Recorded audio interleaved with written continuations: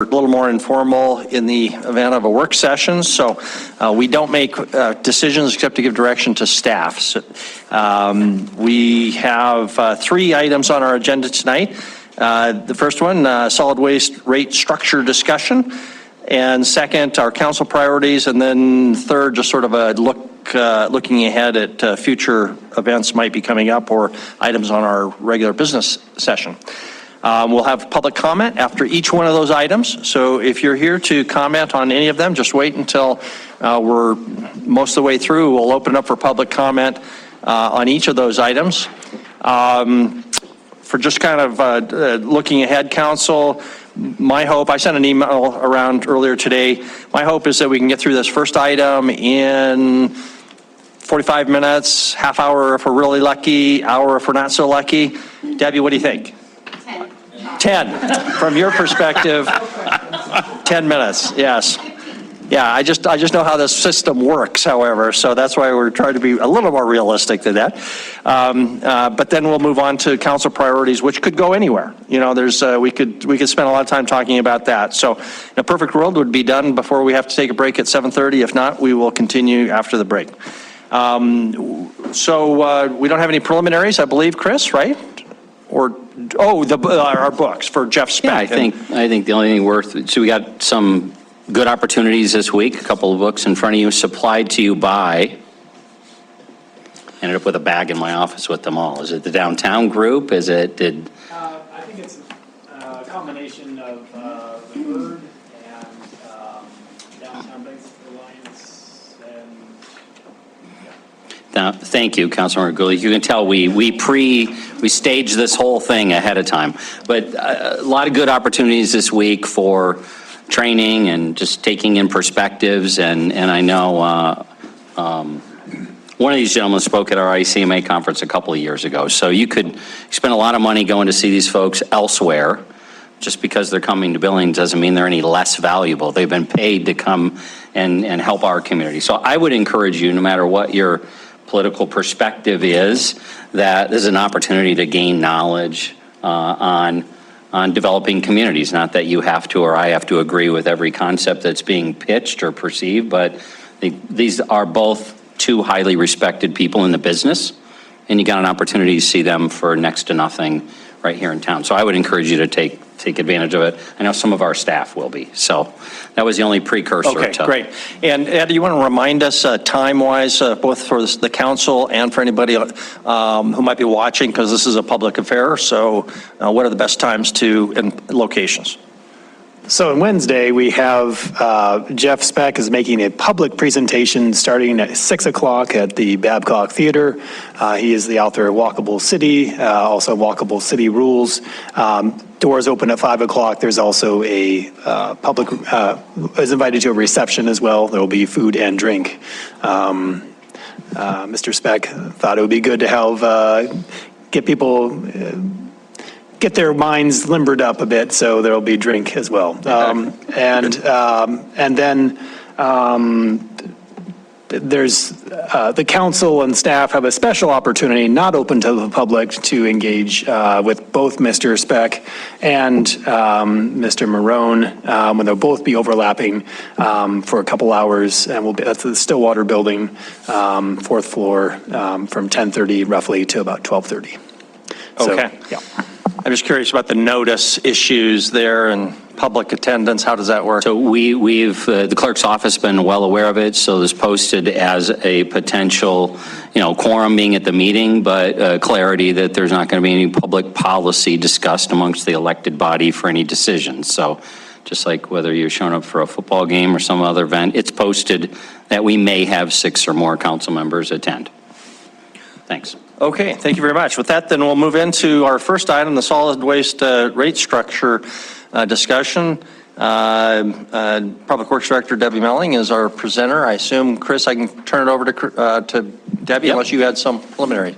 Nope, this has been in the works for several years. Some of it predates both Debbie. It does predate both Debbie and I in our current positions. Recording in progress.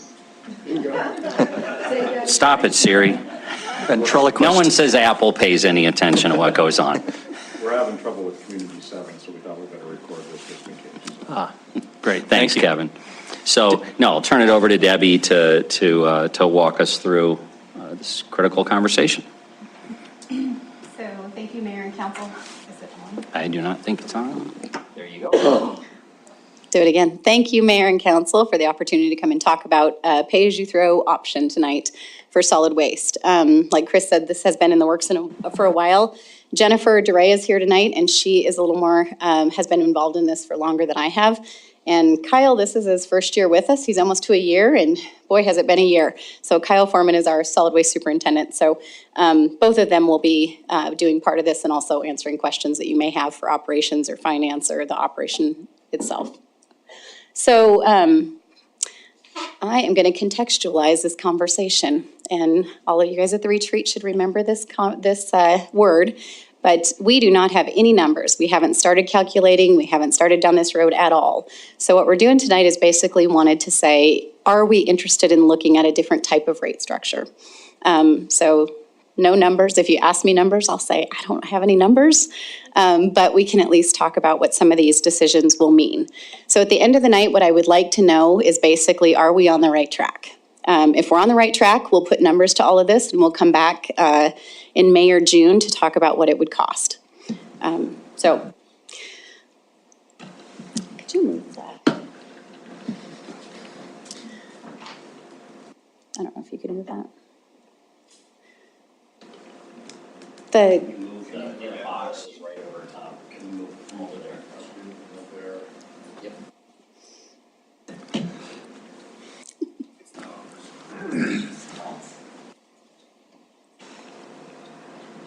And the Zoom feed is not on the screen over here, Kevin.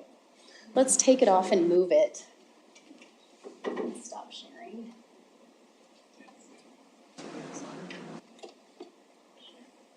Stop sharing.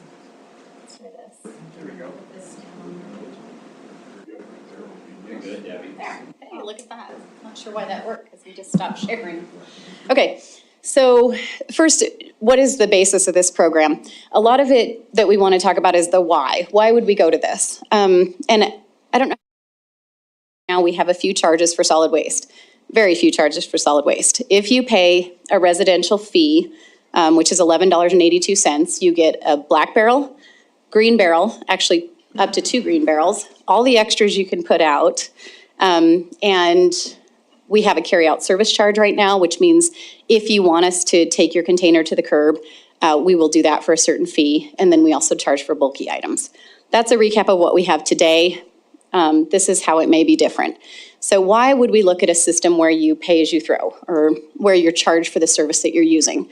One, it's more sustainable. We're looking at a way to create a system that we can continue running for many years, including our landfill, making sure that the landfill has a lot of years left on it. We want to make sure it's responsible. A lot of you'll see some of the pictures coming out here. People put full boxes in. There's a lot of misuse. Not even misuse, because we've never really put it out there what we want people to be doing. But they don't break down boxes. A lot of things going on the side when it could be in the container. So things like that, where we can create a more responsible user. Cost of services, this is a big one. We want to get as close as we can to charging what it costs us to provide that service. Or this is an opportunity to get us as close as we can. Whether we want to or not, that you'll see down here a little bit later. The equity position here, again, if you don't use a service, you shouldn't be charged for a service. So there's that equity piece of, is it fair for this person to pay for this person's service? And that kind of leads into the next one, which is the ability of property owners to control their costs. If we roll all the extras and everything into this one base fee, and you have 1 bag a week, that person doesn't have an option of continuing to keep their costs low. They will constantly be seeing those rate increases as we try to respond to the use. So really what this allows people to do is control that cost themselves. Now, if you're a person that wants 2 black barrels and 2 green barrels and all the extras you can put out there, we want to give you that option too. Here's a way you can do that. You have to pay for it, but here's a way to get those services. So really that's why we would bring this program forward. Also, I put council request on this. This is a conversation that's been going on for a few years, presenting to you an idea for an alternate structure here. I would say that even if the council hadn't requested it, I think it's something we probably would have brought forward just because it's a little out of line with what we normally see for most services that we provide. One note here, it is residential only. Our commercial service already has a pay-as-you-throw system in place, basically. You pay for the size of container and then how often you want picked up. So if you want a 2-yard container picked up 4 days a week, it costs you a certain amount. If you want a 6-yard container picked up 1 day a week, it's something else. So our commercial system already has basically a pay-as-you-throw system. Also, 300s right now will be only used for commercial situations. It'll give people an option that's a little lower than that 2-yard, but it will follow the same rules as commercial. So those 300s are going to move from residential to commercial. And last thing is, this is very much an industry standard. And industry standards typically are industry standard because they're a good system. So we did look at, all right.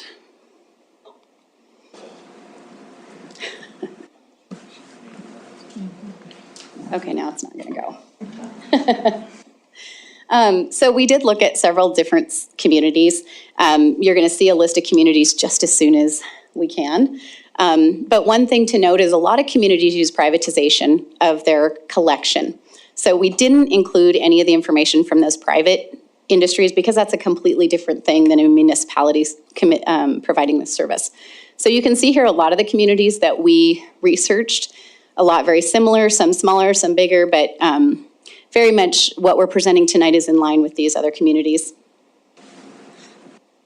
It's working. Unless you just did that. It's not sharing. Okay. Okay, so just a quick recap of what our services are. We have the garbage container, which is a black barrel, the yard waste, which is green barrel, and that started today actually for the year. So I'm sure you saw a lot of those out and about. Our extras program, which is basically anything you want to put out there, as you can see in these two pictures. Bulky items, which is your TVs, your mattresses, sofas, chairs, any of that kind of thing. Carry-out service is a service we provide for people that really can't carry out their own container. Our staff will go up and grab that container and actually carry it down to the truck and then take it back. And then landfill, of course, is a service we provide. One thing I want to note as we start our conversation tonight, every decision you make will impact those rates. So if you decide we want to charge for carry-out service, while very modest, it will impact what that base rate is for the black collection. So the first, I'm just going to run through every service we provide quickly, hopefully quickly, to stay within my 10 minutes that I promised. The garbage container, we anticipate doing 2 sizes. There are a lot of people that really don't need a 96-gallon container. A lot of people have 1 or 2 bags a week, not a lot of extra. So we want to be able to provide that very small service to be able to keep the costs, again, very low for certain people in our community. So our trucks have the ability to pick up 64s and 96s. So we anticipate, we would like to offer both of those container sizes. We do not now, nor are we anticipating we would charge a container fee. The city owns those containers. People pay for those containers within the rate that they charge. So we don't charge somebody to buy a container at the beginning. Every time it gets fixed, we don't charge them for it. It's just part of that base rate. We would anticipate offering 2 containers maximum. A lot of that is because you get congestion. If you can imagine a city block where everybody has 2 or 3 containers and your yard waste, it gets to be quite a bit. Also, if you've got 2 96s, you're right around 200 yards. If you 200 gallons. If you get 3, you're at 300, and that gets pretty close to commercial. I'm not sure. We would really have to look at that use and see if it's a true residential use or whether it's moving into a commercial use. So our recommendation would be to stick with the 2 containers there for a maximum. We would charge by the size. So the 94 or the 64 or the 96, we would not charge by weight or how often it's out there. If that's your service, that's your service. So it's a monthly charge for a base for that service. We don't anticipate charging for the lid up. I know that is something people do, but we really don't anticipate charging if that lid's up. We don't want to get nitpicky. We want to be able to provide a good service, and I think we would like to continue with that. I will show you on the next slide, though, a couple times we can't pick them up. That would continue similar to what it is today. And then right now, they're just painted on them, but they will be tagged. All the new containers have RFIDs on them. They will be tagged to the address. So we can look at any container and tell you what the address is for it, which after this week, that might be a really good thing. So these are some, I just wanted to show the middle one there, the lid's up a little bit. We don't care. The top left, again, nothing's gonna fall out of there. Top right is fine.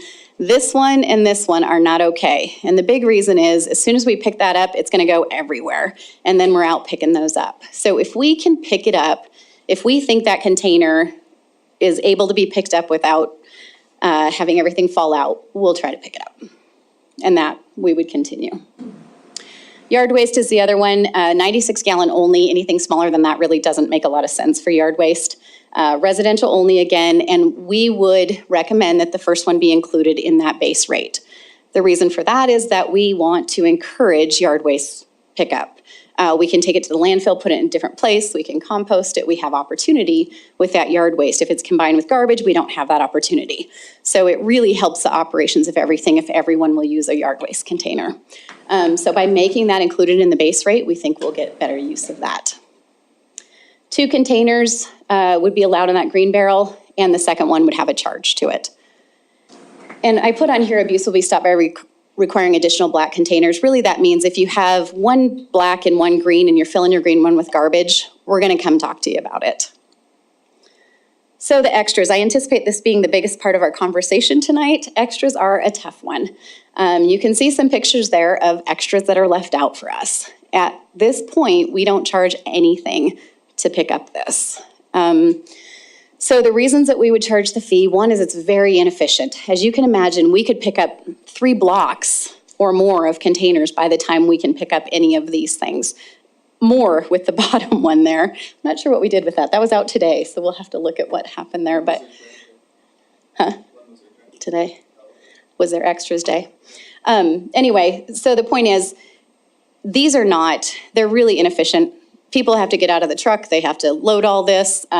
It's not safe. As you can imagine, picking up that top left picture there, you're gonna get, there's nails in it, there's all sorts of things. It's not very safe for our drivers. It's not equitable with no charge. If we're not charging for it, you get basically unlimited use for one fee. It's not sustainable from the standpoint, we cannot hire enough staff to continue picking up this sort of thing at every house. Right now, we don't have every house using it, but when we go to a charge system for each service, and if we weren't to charge for this, it would become a bigger requirement, and we just don't have the staff to be able to meet that. Also, it would increase the base fee. Like I said before, if we don't charge for extras, it's rolled in that black bin fee as a base charge. We would like to encourage container efficiency. You can break down boxes like you can see on that right-hand side. They could wait a week, break those boxes down and get them in their container. We want to encourage that sort of thing. We want to minimize the extras, again, for all the reasons up above, and encourage conservation, again, for the same reason. If you can just have unlimited throwaway, you're not really looking at ways to minimize that. So the 3 things we need to talk about with extras are we going to provide curbside service? 99% sure that's going to be a yes, and I kind of hope it is. I don't want to take away curbside extra service at this point, but are we going to take away the extra? Do we require a container, for instance? 2, how are we going to charge this? And 3, are we going to do it on a regular basis where we come every month, or is it on an on-call similar to our bulky items? So going through each one of those questions, do we require a container? So instead of allowing people to just put material on the street, should we say you always have to have it in a black container? A lot of places do that. But the other option is leaving it now, and we can talk about different ways to bill it, but the other option is to allow people to put it out there and not require it to be in a black container. So that's the first real question is, are we going to continue curbside extra pickup? The next thing is, how do we charge for it? Our recommendation would be tags and bags. A lot of communities require that you buy a bag or you buy a tag. At grocery stores, gas stations, everybody has them. You buy it for $1, $2, $5, whatever it would be. And as long as something has a tag on it or is in a bag, we pick it up. And it's already charged out. It's a very simple way to manage. The other one is unlimited flat rate. So if you're going to have extras, you might as well fill the block with extras. So there's the unlimited. I don't recommend that one. An equivalent 96 charge. What this means is that our driver will get out and basically fill that 96-gallon container over and over until maybe it's equivalent 3 containers or 4 containers or whatever. So that's a very maintenance staff intensive option. Last one is just a subjective assessment. Is this a big pile, a small pile, a medium pile? We anticipate that being a lot of conflict, a lot of negotiation on what it was. So that's kind of a tough one. The next question we have is monthly collection, like we're doing now, or you have to call to have it done. We do on-call for bulky items. If the need gets low enough, maybe we go to on-call. We'd probably recommend a monthly collection for now. Couple notes that are just here. Sometimes these extras become bulky items. That pushes it into another category. The other thing is we anticipate doing a citywide extra collection days, probably twice a year, 3 times a year, where we just say, put everything out, we're gonna come around and get everything.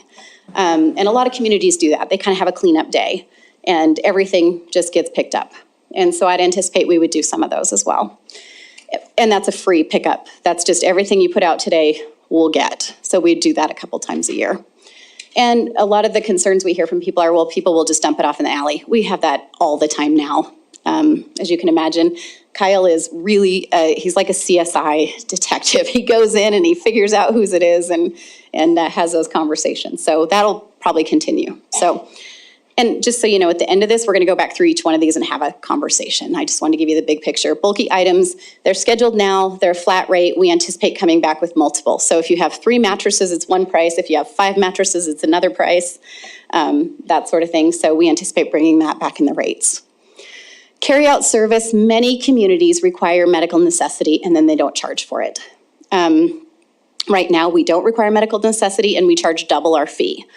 So we have able-bodied people that are paying extra to have our drivers take those out. We would prefer and think it's the right way to go to have it medical necessary and a no-cost option or a very low-cost option. Oftentimes, these are our elder people in our communities and people that maybe need a little more assistance. The other thing I'd like to start is like a snow buddy program where we can say, is there anyone in this neighborhood that can help these people? And it'd be really cool to start that for our community. So Jen's going to talk a little bit about the landfill, and then we'll hit on everything. All right, so we can't really have this discussion about the rates unless we talk somewhat about the landfill because the landfill and the collection fees are intertwined. So the first question is, should we include the collection fee charge in, or continue to collect the landfill fee charge in the collection fee? So right now, that's where it is. So the cost of disposal is averaged into everybody's collection fee. And so we have 2 options going forward. One would be you can go ahead and pay that at the gate instead of in your collection fee, and then we'd be charging every city vehicle that came through. Or the second option would be more of a hybrid pay-as-you-throw type system where we keep it in the collection fee.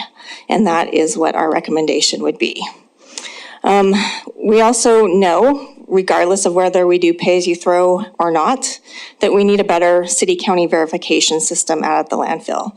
Right now, all we do is we have the skill house attendant say, are you city or county? And then we log that and charge accordingly. So we've had some internal conversations about what we can do. We don't have any definitive answers tonight, but just to know that we are having those conversations. The next one is also kind of along those same lines. If people are charged for their extras, there is a chance that they will start bringing more of that out to the landfill, which could result in longer lines. So I just wanted to point that out. It's not really a council decision point right now. Just to let you know, we are thinking about that. We have mentioned a couple options and thrown around a few others internally just to mitigate that problem that we could do. We also have a county agreement. For those of you that didn't know, what we do for the county is we charge them based on our estimates of their previous weights and residential trips to the landfill. And then they go ahead and they bill that back out to their county residents on the property tax bill, and the county pays the city directly for those customers to come out. That way the county residents don't have to pay at the gate. So for right now, we are also going to recommend continuing with that county agreement. It might change at a later date, but right now, just to kind of keep those lines going at the landfill, we're just recommending continuing with the county agreement. And then the last one there is subsidizing. Right now, we are subsidizing the collection fee with the landfill fee. So the current subsidy for FY22 was $2.83 of the charge is subsidized. This means about 24.8% of the service is subsidized by the landfill fees. So we just need to know, does council want to continue this practice going forward, and if so, at what rate? And this is an important conversation to have just in light of the fact that landfill costs are rising, in particular because we have a lot of capital projects and needed infrastructure investments at the landfill coming up. The biggest one is, I think, 3 or 4 years out, and that's a $14 million landfill cell expansion coming up. So Jennifer, can I jump on, you opened the door there, so I just want to take advantage. So the conservation, the motivation for conservation, as much as anything, is the cost of building a cell. Cells cost millions of dollars. So if you can stretch the life of that cell further, you're maximizing that resource and pushing forward or out that multi-million-dollar investment. On the other hand, if you're not concerned about that, I mean, that's one of the drivers on maximizing the cell. They're expensive. So thanks. So this slide really just summarizes everything that we've talked about. This is the framework that we have put together as staff, as the options that we would want to pursue with the pay-as-you-throw system. So Debbie went over most of these already, the what and the why, so I'm just going to quickly recap here this slide. So for our recommendations, just to get us started for council discussion, we are looking to do the garbage containers having 2 different sizes, the 64 and the 96 gallon, and then limiting those to 2 black barrels. And then we would charge based on the size of the container and the number.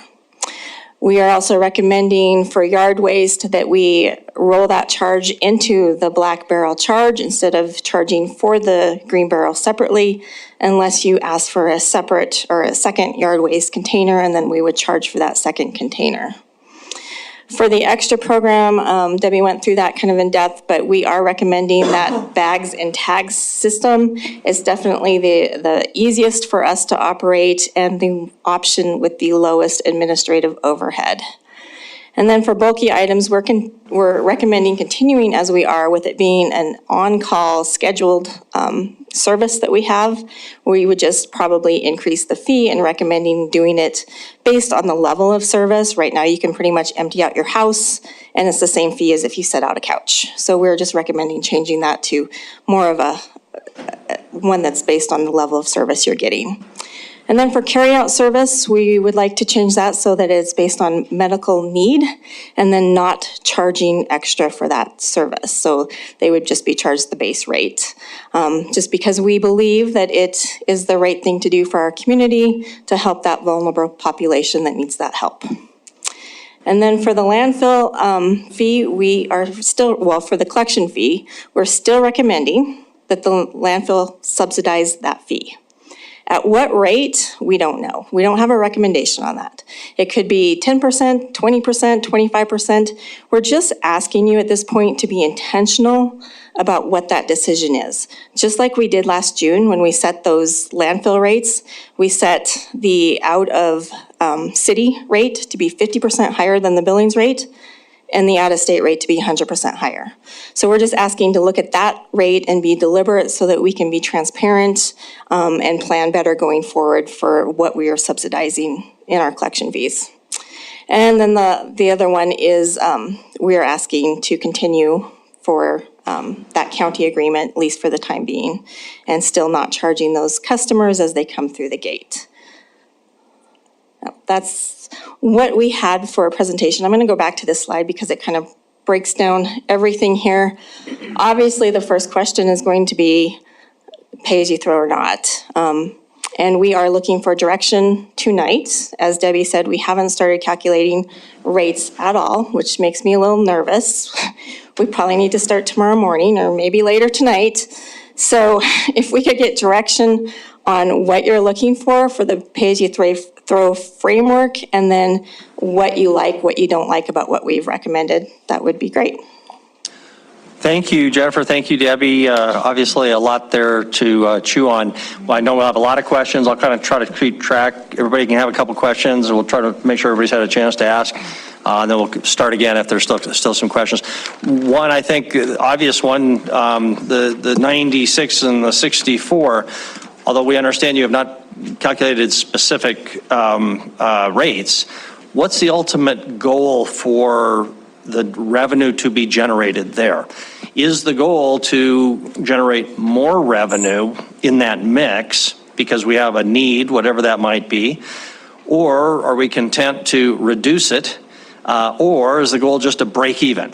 Or by break even, I mean neither an increase or a decrease, which would suggest if we're going to charge less for a 64, we need to charge a little more for the 96 to break even with where we are today. But big picture, what would be the goal to achieve rate-wise?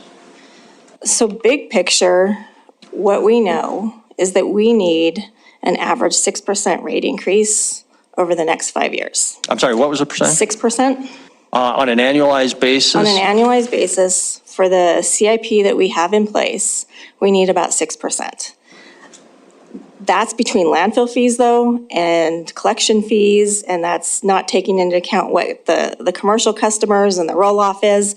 So there's all those factors that we have not even started to figure out. So that's our goal, I guess, to get to that 6%. We have not even looked at what that would mean for a cost of service for a 64-gallon or a 96-gallon yet, as we're waiting for direction from council. Okay, but if we reduce it, if one's less, then one of those is going to have to be more, I guess, so. Debbie, you want to come in? Could I add that that subsidy question we've been asking is really important too? Because if we want to just look at cost of services but also keep them the same, that's in your control to say we want to continue subsidizing. Okay, great. All right, where do you want to start? We got lots. Councilmember Cherokee? Sure. And I have lots of questions. I'll just do them one at a time. Can you, I assume that this is following, that the... Oh, Councilmember Cherokee, yeah, there you go. I assume that the large apartments, duplexes, all of those things, anything other than a single home, is in the commercial collection?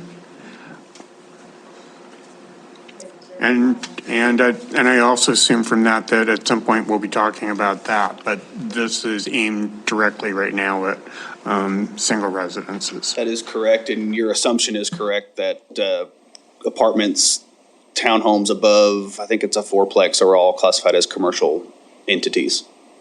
Yeah, and just a quick follow-up to that, I often get asked about, the neighbors across the street who's a duplex, who's a quad, so can you explain how that's, what your process or policy is in deciding what containers get put there? So we're taking those kind of circumstance one at a time. Anything less than a fourplex, we're assuming residential, so we are giving them one cart to start with. Obviously, depending on the size of the family, things like that, the one cart is not substantial. If it's anything over a fourplex, we do have like some 6-unit, 8-unit, 10-unit apartments. We have some weird stuff in some of the older parts of town I've learned through this whole process. We are giving them their 300-gallon bin back temporarily until we can make contact with the property owner to see how they want to manage their waste moving forward. Thank you. Okay, thank you. Other questions, Councilmember Owen? This question is going to be a little convoluted, and I'm sorry, but I want to make sure I'm understanding the kind of conceptual framework here. Nothing that's been laid out in this framework, which, by the way, I really appreciate. This is a really nice way to tackle issues. Nothing in here would inherently lead to a reduction in trash, right? It would simply more equitably distribute the costs. So the city administrator had indicated that extending the life of cells is valuable, and he's right. But I don't see this proposal as reducing trash so much as I see more equitably distributing the costs. And the reason that I asked that question is because I'm hoping you could put this proposal in the context of recycling options that are available in the community, so that if reduction of trash or the cost is a value, then how accessible is that to the community? So I think you'll see a little reduction. I can't tell you you're going to see a really large reduction, because here's where Billings is unique in the fact that we have a compost program, but we don't have a recycling program. So a lot of communities that do this pay-as-you-throw, they have a recycling program, which the pay-as-you-throw is really aimed to drive the participation in your recycling program to keep all the plastic, paper, things like that out of your landfill. I think you'll see a little decrease in your volume just because of people who may or may not want to be cost conscious in their home. You know, depending on how much an extra trash cart costs after this process. If I can get by with one cart instead of two, I will. You know, I go back to that picture a few slides ago where you had that stack of cardboard boxes all nicely, neatly stacked. If that homeowner would have taken 5 minutes and broken those boxes down even more, would have fit in their trash cart and they wouldn't have had to put it out there. Mm-hmm. So while I don't think you'll see say what? Yard waste. Yeah. What about yard waste? Yeah, so I don't think because we don't have a recycling program that you'll see the big drop that some of those other cities that do. Mm-hmm. I think you'll see a little bit just because people who want to be cost conscious in their home budgets. Thank you very much. Other, Councilor Purington, Councilor Tidswell? So Debbie, okay, that's the picture. Sorry. I didn't mean for it to listen to your computer. So, and that top picture, and I don't know how many gallons like the blue one is, are those considered extras? You have your black and your green, but then I have seen where some people have these extra trash barrels. So right now, those are emptied as an extra, yes. So we'll come along on your extra day and we'll empty those. Under this program, no, it would have to be either a bag or a tag, or if we decide to say, or in a separate container or some other process that way. We could say everybody has to have everything in a container that's approved or something like that. That is an option. Which would be hard to do. It would be hard to manage. Yeah. Councilor Tidswell? Debbie, I see a limit of 2 on the black barrels. Are you charging for that second one right now? We are, but it's very modest. It's $3.70 a month or $3.96 a month or something. Follow. Please. I was under the understanding as a homeowner that I had to have any branches, sticks bundled and wrapped and tied. Is that still the case? Yes, it is the case for extras right now. That's how we pick those up, as long as they're bundled. Mm-hmm. Thank you. Councilor Boyette? You probably get calls like I do all the time. The garbage cans all blew down. The wife and I went for a ride this weekend and we saw all of our 90-gallon, 96 laying in. Is there anything you can do about these cans? Do we make a better aerodynamic can or something? Because I hear that, I get complaints all the time about the 300 went away and now I got a 96 that falls over. So the nice thing about a 96 is you can protect it. Other than the day of garbage, that can be in your garage, it can be in your backyard, it can be up against your house. People can protect that 96. There's really nothing you can do about those 96s. We've had 2/3 of our cities bet on those for years. And they've managed, most people just bring it in on a windy day. I hope over the next 3 days, everybody brings their garbage container into their garage. It's gonna be windy, so. Councilor Boyette? And I lived in the county 1 year and I learned the hard way, but I had to go buy these little tags to put on the bags. And that worked really good. I support that. I got one big garbage can free and then I put a little tag on each bag and it went away. And it didn't cost that much and I thought that was an excellent idea. Councilor Shaw, Councilor Bernice? Thank you.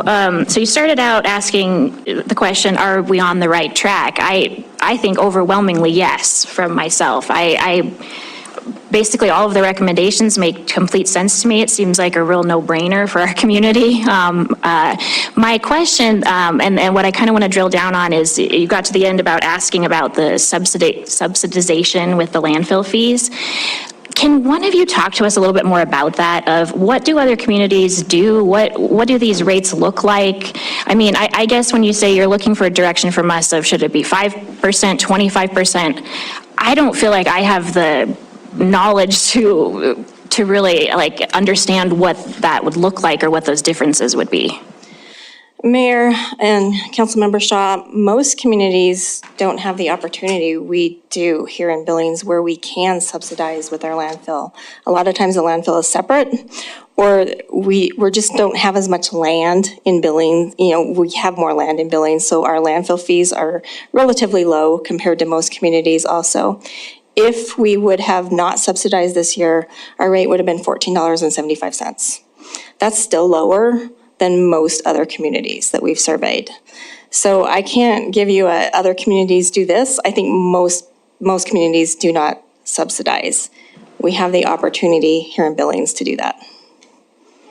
Please. A follow-up question. So I guess my question is, why? I mean, what's the benefit to our community of doing that versus just saying, we're gonna, just charge people exactly what it costs? Can you help me understand that?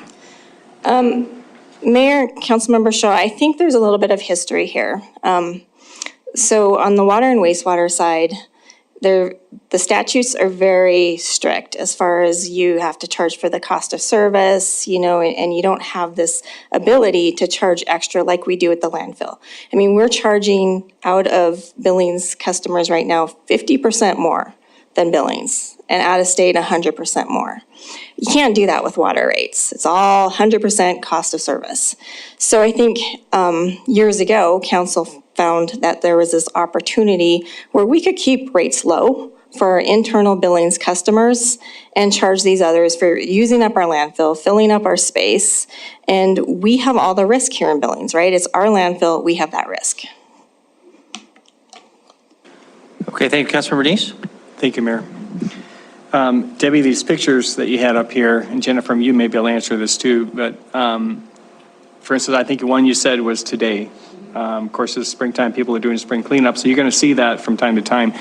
How often are you seeing these type of things? And what percentage of people are doing it? I mean, as I drive around, once in a while I'll see it, but it's not an everyday occurrence for every house. It's typically someone did a spring cleaning and it's from here to there. Can you?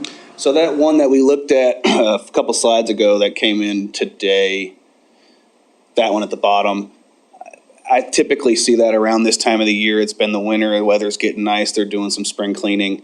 What I typically see is the last slide we were on, that top page that had the 2 or 3 cans and they're all full. That's what I typically see when I'm out, right here on the left, when I'm out in the community on a daily basis. And you see that quite a bit? Yes, I see the one on the left is pretty much weekly. All right, Mayor, a quick follow-up on that then. Sure. Because it's been mentioned throughout the presentation and stuff like this that there's sometimes an abuse of the system of the green barrels or the black barrels. Lids are open and things like that. We went to separate pickups because on different days because, people put their trash like this around the green barrel and the truck can't get in there and pick it up. But I look at this and I'm wondering, in fact, Debbie even said this. I think she said, we really haven't told the residents what they expect. There really hasn't been an education program to say, hey, listen, keep all your trash 4 feet away from the barrel. Keep it separated. What education really is the Public Works doing to make sure that residents do this, or when they do violate that, what follow-up is being done to ensure that it's being enforced and that they comply to this? I feel like in a lot of these fees that we're getting penalized because there's some bad actors out there, and I'd like to find out if we were to educate them better, paint signs, paint stencils, keep everything 4 feet away from the barrels. What kind of education efforts could you do to kind of eliminate some of these issues so we don't have to start charging more and changing the whole program? Now, some of the program, by the way, I think is okay. I disagree with the tags and bags. That's something I would, but if you could answer that, what kind of education you do and what kind of impact could you see that happening on the program?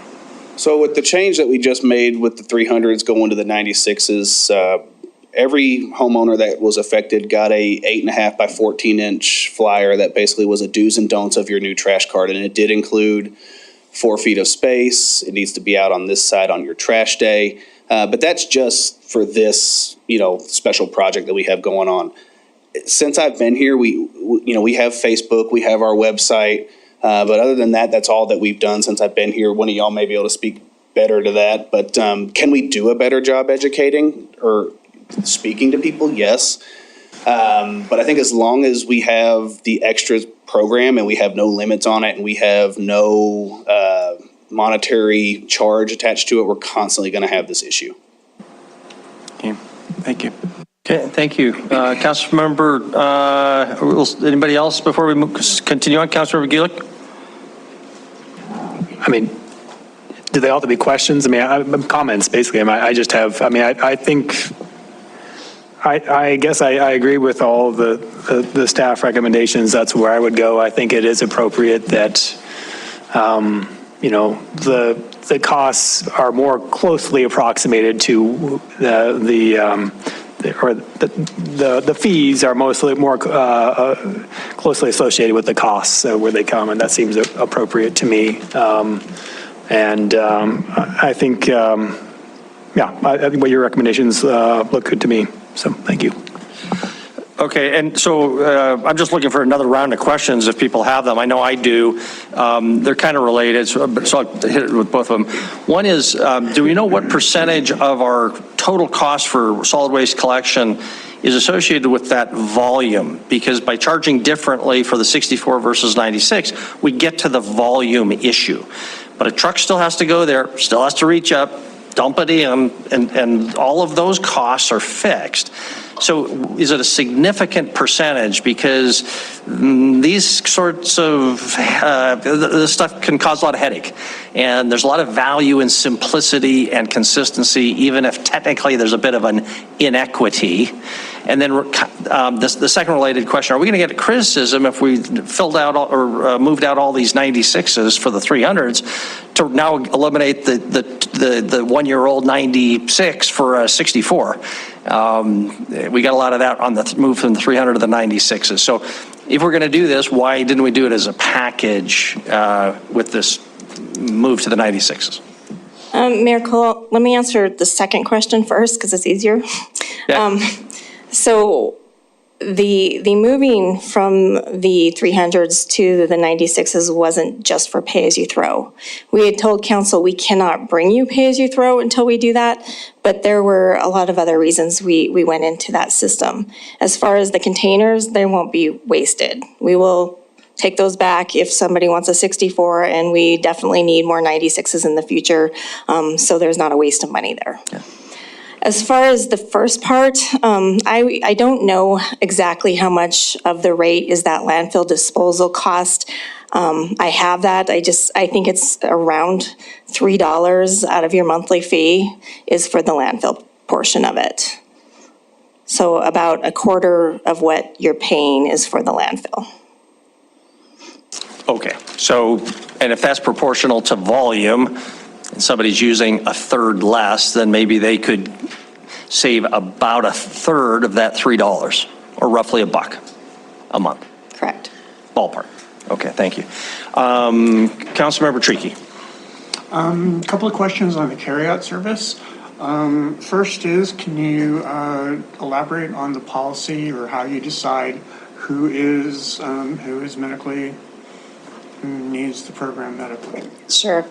So we've talked about that a lot as staff. We don't really want to be in that situation where we're becoming doctors. For the most part, we will meet with people. It's pretty obvious when you talk to somebody if they can take their garbage out or not. So a lot of cities will have a medical doctor's note. We could go to that. It's pretty easy for a lot of people to get a doctor's note, or we could go to an interview process, but that's a little more subjective where we go out on site and meet with somebody. So I'd anticipate it being one of those two things. And there is actually a whole process around the driver's tag too, so you could use that too.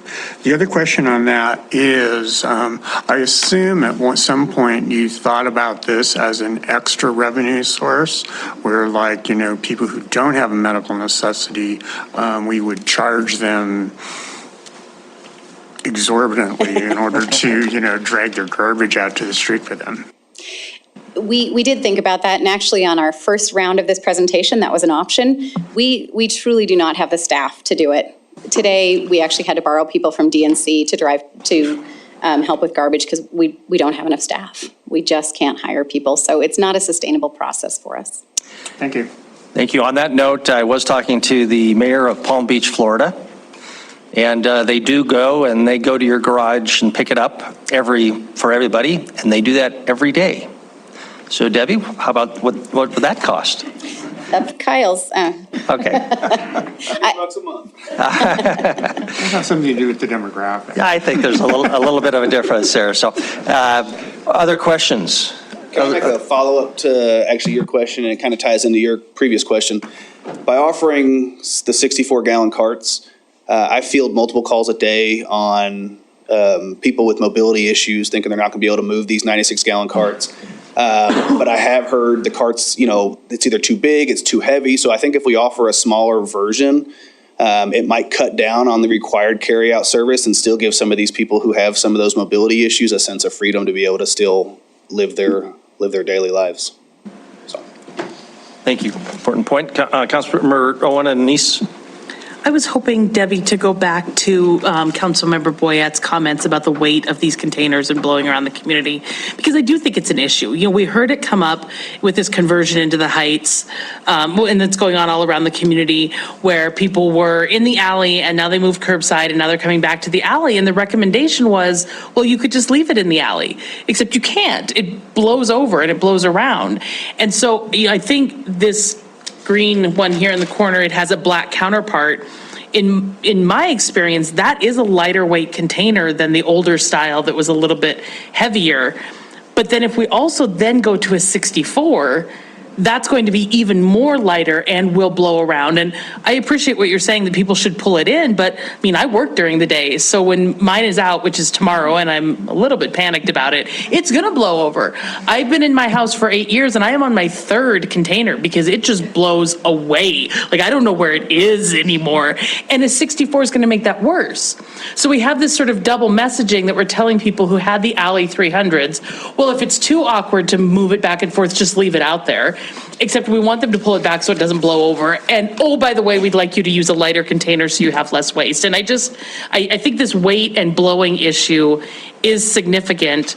And I assume lots of communities have this 64, so I assume we don't run into any liability if they blow around and crash into houses or windows, but I just would like to hear more about it. And Debbie, can't we just ask North Dakota to return our cans? That's It seems idea. only fair. So in the future, we will be able to find your container because we're going to mark it with RFID. So we'll find it wherever it is. The really difficult thing about all of these services is we're trying to deal with a lot of problems. The problem that we had with the 300s, and there's a list of them, but we had calls, many calls every day. My neighbor filled my 300. And then they were getting no garbage service. Blowing away or not, they were getting no garbage service. We deal with people that, we have the safety issues with the 300s. We had the pickup issues with the 300s. So we're trying to solve problems while not creating other problems. And there's no perfect solution here. I live in a place where I pull my container out in the morning and I find it down the street at night, hopefully emptied. The next 3 days, we're gonna have that problem. There's a lot of days in the summer, though, there's no wind. There's a lot of days in the winter, there's no wind. People are gonna have to kind of look ahead and see what's going on, and we're trying to give people the most control. And that's what this does. With these individual containers, you have control. And you could attach it to your fence, but it's just gotta be unattached the day that the garbage truck is coming. There are people that have done that. And I'm not sure if you have any other ideas, but I don't think we've come up with anything that's going to stop the wind from, Is it in my head, or is this actually a slightly lighter container, this newer style of 96 than before? Because I feel like it's actually lighter. And so I guess the question is there without being cumbersome, a weighted bottom, or is there a technology solution here? So all the cart manufacturers, they manufacture their cart in a way that it easily tips towards you so you can roll it. So to add additional weight to the bottom, I think would be counterproductive for that process. I'm sure these carts, I don't know for a fact, but some of these carts in the community are really, really old and aren't even produced anymore. So like everything else, as technology gets better, as costs continue to rise, I'm sure they do get lighter as time goes on. But that's really the only thing I can shed on that. The only thing I was going to add is in 2 other solid waste services I've had, there was, and I won't get the gallons exactly right, but the mid-size was in the 60s range, or some communities, that's the large can, and the small can is in the 30s, 40s. And we talked about that, and actually, wind or not, my experience in the past was it was easy to get bags of garbage stuck in the smaller cans to the point where, it felt good for the homeowner who really only produced a bag or 2 a week, but it really was a problem going back constantly or a pretty high percentage of time to re-dump that can because things just got wedged in it. But those other cans that I saw had a similar, you have really windy days, you got to be conscientious of it, but most of the time, all 3 sizes of cans from a wind perspective worked perfectly fine. Councilmember Neese and council, we're getting up on that 1 hour period, so want to have time for public comment, so we'll probably try to move to that. Councilmember Neese and Councilmember Ripsis hasn't asked anything. Thank you, Mayor. I think this is one of the hot topics of last year and this year when this has been going as far as emails and phone calls. And I agree with Councilwoman Owen that there needs to be something done differently. Councilman Gulick said magnets, some kind of technology, something that design change, something in this, and maybe if you talk to the manufacturer, they can start thinking about that in a far windy area, what they can do. But my question is, Debbie, about the change to charge for a second green can, and I'm not sure if I understand why that would be, because I don't think a lot of people have second green cans, and I don't think there's an abuse for those. Usually you see those in the properties that have a larger yard that they're going to have to throw out. And then my understanding is that's very good biodegradable type of material that would be good for the landfill, not negative. So can you elaborate on that? Why a charge for the second? So the second green container discussion was one that I don't think we felt as strongly on. There's a lot of arguments both ways. If we wanted to do the second green container under the black charge, we certainly could. Again, it gets down to that cost of services. So if you have a large yard and you're having 2 pickups, should you be paying a little bit more than everybody with just 1? And that's certainly a question that we'll just take input on. So quick follow-up. So does the material, the green material, is that not good for the landfill? Is that really a problem for the landfill? Maybe Jennifer, is that an issue that the green type stuff? I thought it was actually better. It provided more of a coverage and mixture and stuff like that. It's better than garbage, but I'll let you do it. But there's still a cost to collect and a cost to haul. So, and then he can talk about what it does at the landfill. So it is organic, so it does break down. It produces methane. It breaks down a lot faster than some of your other things in there. But it still doesn't break down instantaneously, so it's still taking up airspace for a certain period of time. But I would assume that's a better material than it is just normal garbage and plastic and paper. Well, if I had my choice, I'd rather have yard waste versus plastic bottles and cardboard and paper. Okay. Yeah. And so are you, I guess the other, Mayor, if you don't mind a quick follow-up on that. Sure. So if there's going to be a second can, typically the second can is only through the summer or a couple of seasons. I know quite often I'll use 1 can most of the year, and then I get a lot of rain or I fertilize my lawn and suddenly I got to use 2 cans. And so would someone be charged 2 cans regardless if they're putting it out in the street, or are you going to be based on the frequency of how many of those cans you pick up? I thought we were just doing a monthly fee. You want to talk to that? Go ahead. You guys are too nice, yes. Councilmember Neese, we were planning on just charging a straight monthly fee for ease of staff and ease of operations, keep our administrative costs low, regardless if you put it out or not. Okay, so, I'm sorry, Mayor, do you mind, one more question about this, just along these same lines? Sure. So would someone then be able to order cans as they need them then? Would that work out better then? For the individual who doesn't always need that either second black or second grain, for instance, I know I'm gonna have a big event, so I order a second can. Councilmember Neese, if somebody started the season with one, we would be charging for just that one, or including it in the rate. And yes, if they ordered it 3 months later, we would charge. However, if we found a lot of that, we'd be back to you with another problem of saying, we're gonna have to start charging a delivery fee for these containers. See, okay, thank you. Okay, Council, let's go to public comment on this, and then we'll come back. We still have to give some, Councilmember Bruce, you've been very patient. And then we'll go to public comment, and then we still have to give staff some specific direction on some of those individual items. You sure? It's more just a comment. Okay, all right, yeah, we haven't resolved kind of anything, so that's an important element here. This is an opportunity, the public's had a chance to hear the discussion. Is there anybody who would like to comment on this item before we get into other discussion on item number 1? If so, please come forward to the podium. Is there anybody here to comment on item number 1, waste rate structure? Don't see any, so we'll close our public comment period. Start with Councilmember Rupsis and Councilmember Tricky. Thank you, Mayor.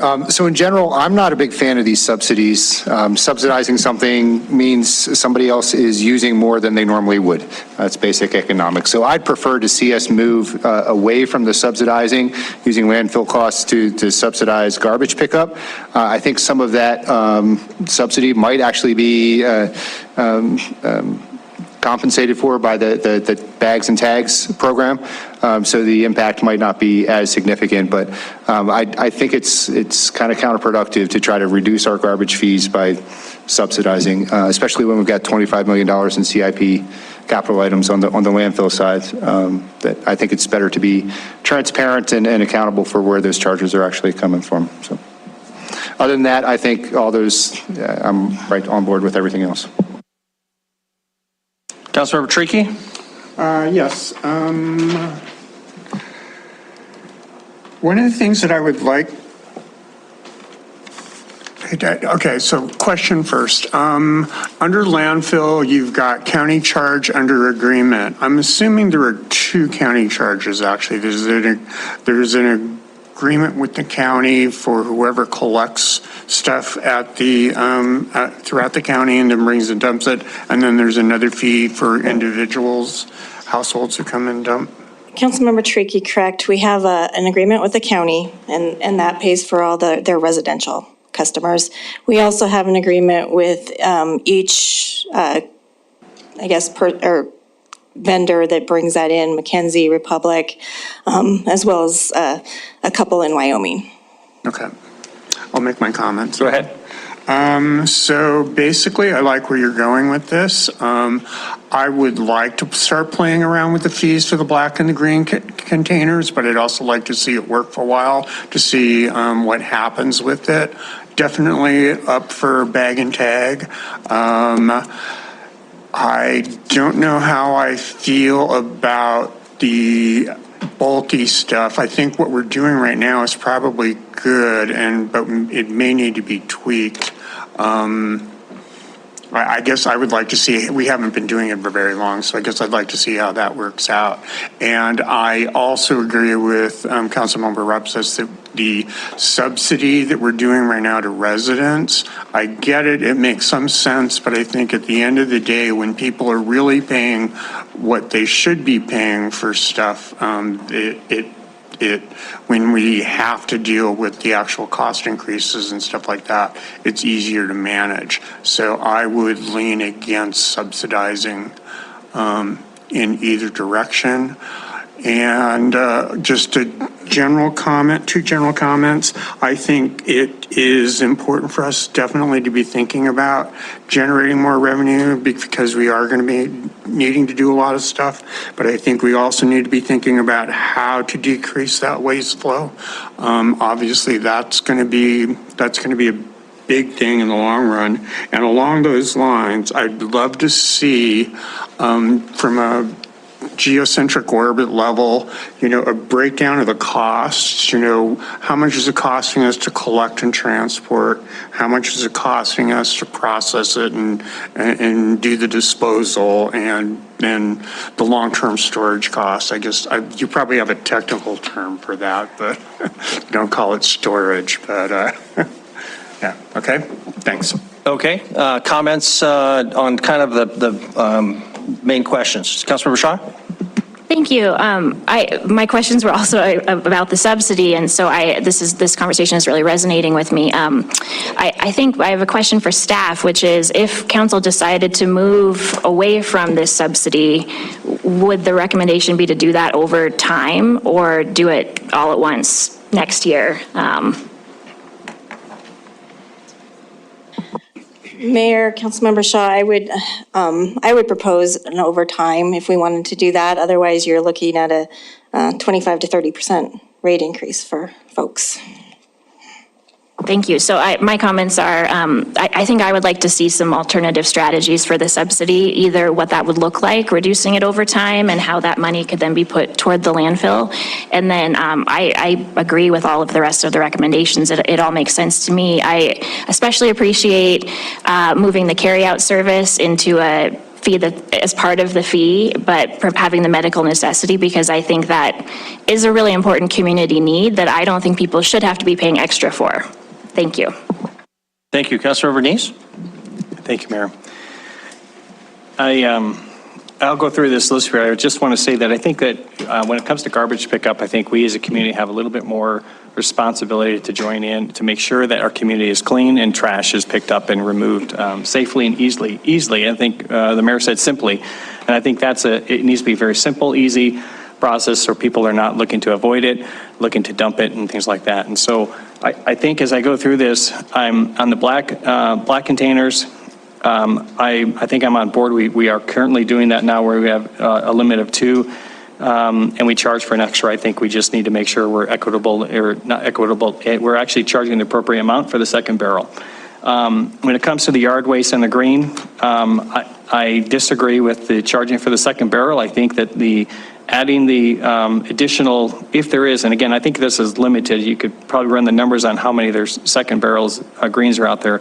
But I think that's more of a benefit to the landfill than not. On the extras, I would adamantly oppose the bags and tags. I've been in communities that have the bags and tags.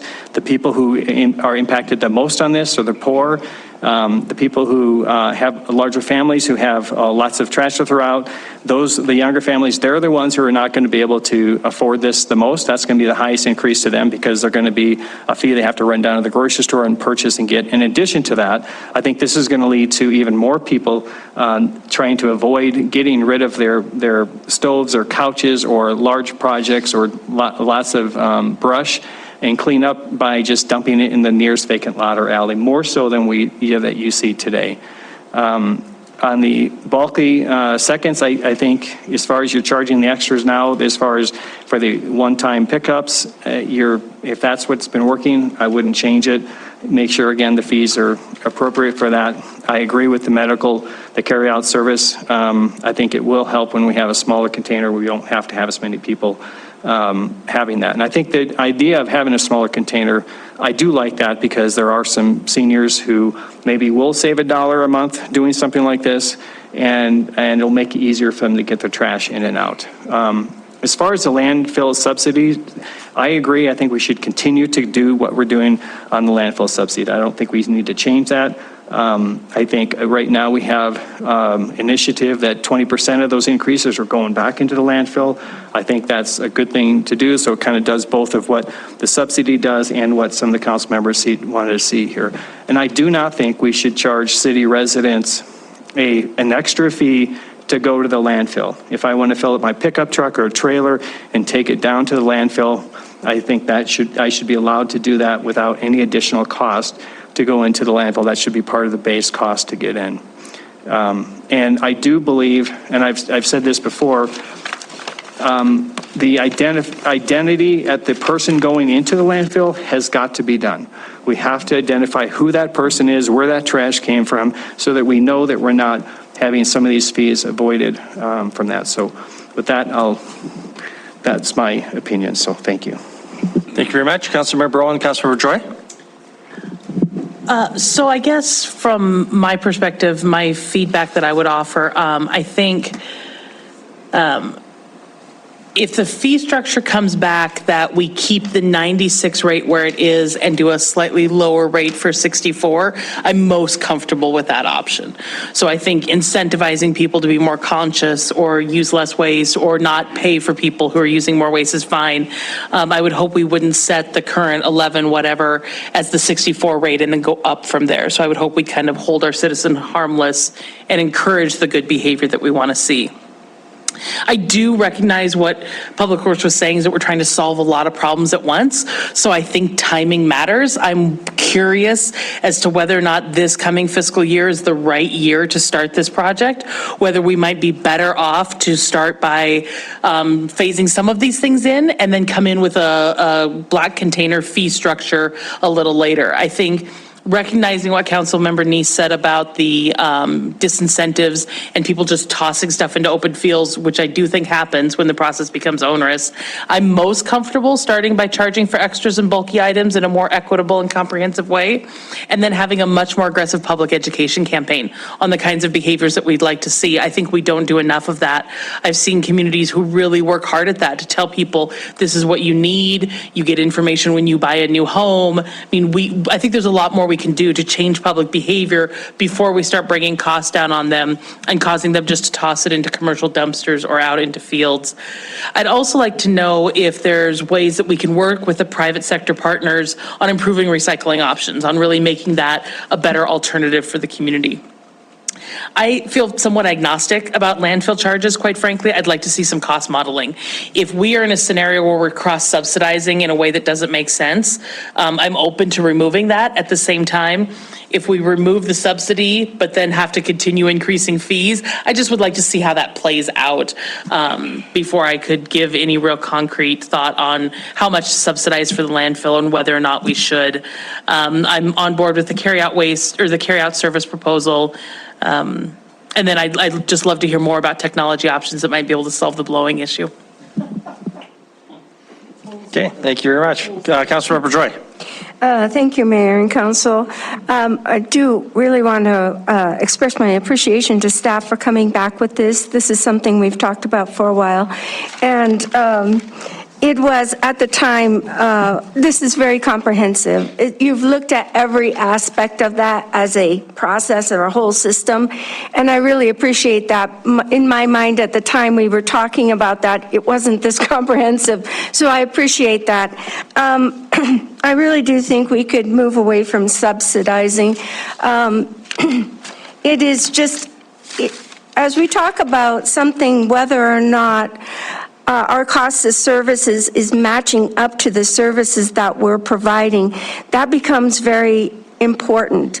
And it leads into whether or not 20 years down the road, we will be able to do the things that we are doing right now. Subsidies are nice when you have the money. There's no guarantee. As we've looked at the regulatory regime, it has always been more and more specific and more costly. And I don't think that that is going to avoid, a landfill is somewhere where we're not going to eventually have those regulatory regimes that are more and more expensive. And that can make your subsidy evaporate very, very quickly. So I think the subsidy is just a part of what we want to move towards in cost of service, and it's also where we need to move to make sure that we are sustainable as a solid waste operation. I think you've got so many great ideas here. I don't know what we can do about the wind. Interesting problem. We'll see as time goes along how people learn to cope. One of the things I've always said about people in eastern Montana, Billings, this area, they're very resourceful. And a man once told me this really great plan he had for plowing snow that I'd never heard of before. So I know there are people out there who are going to figure some things out, because that's what people do. They think about it and they come up with solutions. So I just want to commend you for a good job. Thank you. Thank you very much. Since we're coming down my way, I'll just make a few comments. I'm okay with the 2 can size options, but I think we really need to think about how this would be rolled out, excuse the pun, for the public, and so they really understand why there's a benefit to doing that. I really like the concept that some people have problems with larger containers. That makes sense. But I think people also need to see that there is an advantage to them, that they could save a little bit of money. If it's pennies, it's hardly worth the complications that this would involve and the inevitable complaints. But if there's real reason, and in particular, if there's going to be significant cost increases, 6% every year for the next 5 years is not insignificant. And if we can save people, especially low users, which tend to be probably the elderly, small families, money, and we can present that effectively, great. On that topic, though, I'd say it's more important to do this right than do it fast, although I understand Public Works would like to take it into account for budget purposes. Again, I think it's better to, I don't think this is, the house isn't burning down on this. So even if parts of it could be put into effect now, it doesn't all have to happen this budget cycle, I would say, especially if it's something that we think the public would have concerns with. Other little items, I think it would be great to have ways to refer to the private sector for trash hauling. So if somebody's got big extras, they don't want to wait, it would be really nice to be able to say, well, look on our website and you'll see 5 organizations who we've put on that list for one reason or another. Just call them. That's what I do for my recycling, but it costs my recycling to pick up half as often as the city, costs me more than twice of what I pay the city. It's very expensive, but people need to have that option, and we need to help them know how they can find those options. And on the issue of subsidization by the landfill, again, that feels wrong, so I'm okay with trying to make those represent more actual costs. But if it does result in more money going to the landfill, I'd hate to have it be at the cost of the extra charges that we charge out-of-town users or out-of-state users. I do like that feature of our current rate structure, and I think we should do what we can to maintain that. So those are my comments on down the line. Councilmember Purington? Well, I agree with some of you on what you proposed. I'm not ready for rate increases at this point. And I love the medical waiver. I like that from the get-go. So I know you have to make up that cost. So I do think that there is a way to proceed with charging, or maybe it's yearly or twice a year pickups on the extras, the bulky items. I think there could be some sort of a rate structure for that, but still it would have to be in line with possibly how often do you do that.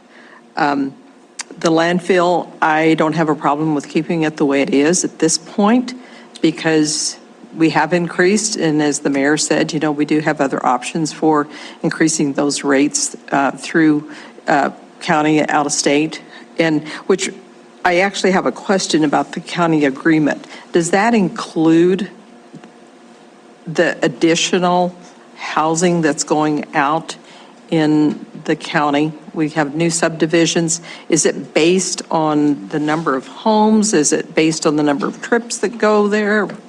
How is that based? Councilmember Purington, right now it's based on what we've seen for the previous year with a growth factor in it. With a what? A growth factor. Oh, okay, okay, that's what I was wondering. Okay, thank you. So yeah, I'm kind of content with where it is right now. I think Jennifer made the comment about, wait and see how it goes this year.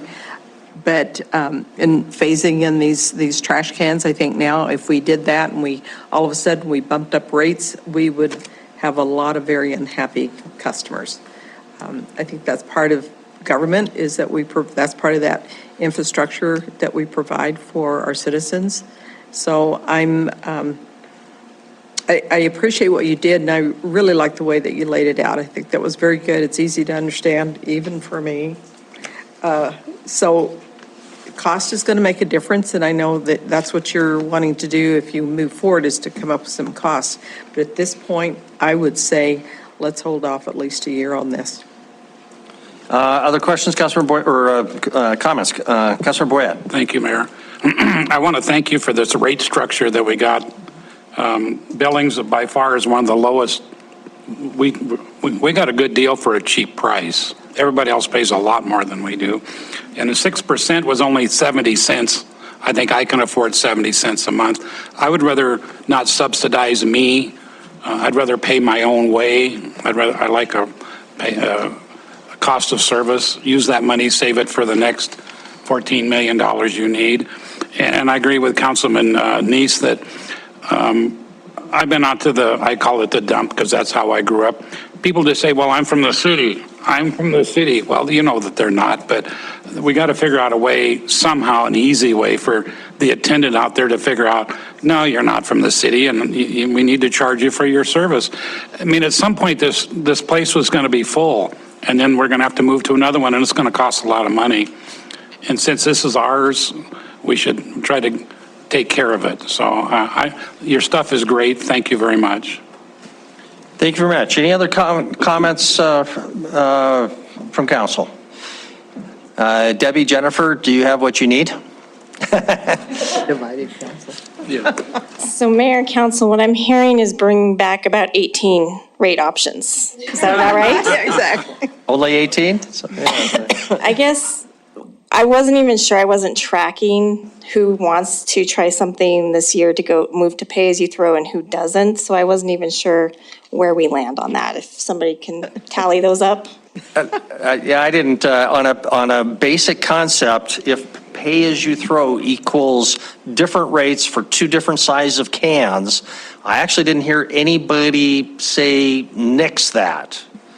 Everybody wanted to say keep your eyes open based on rates and how that affects relative, but I didn't hear anybody say no way, Jose. Is that true? Okay, so I think you got a green light on that part. And then the other pay as you throw, I heard general support for additional charges on extras, which we're not charging for now, but Councilmember Neese debated the methodology, but he also didn't offer an alternative that I heard on that. I think there was alternatives mentioned. I think one is keep it the way it is, and then educate the people who are throwing out those piles, are not putting them in bundles, they're not putting in stacks, that they should be covered. Because I know when I throw out my extras, I stack them up, I put them 4 feet away from my can, I make sure that they're able to be picked up.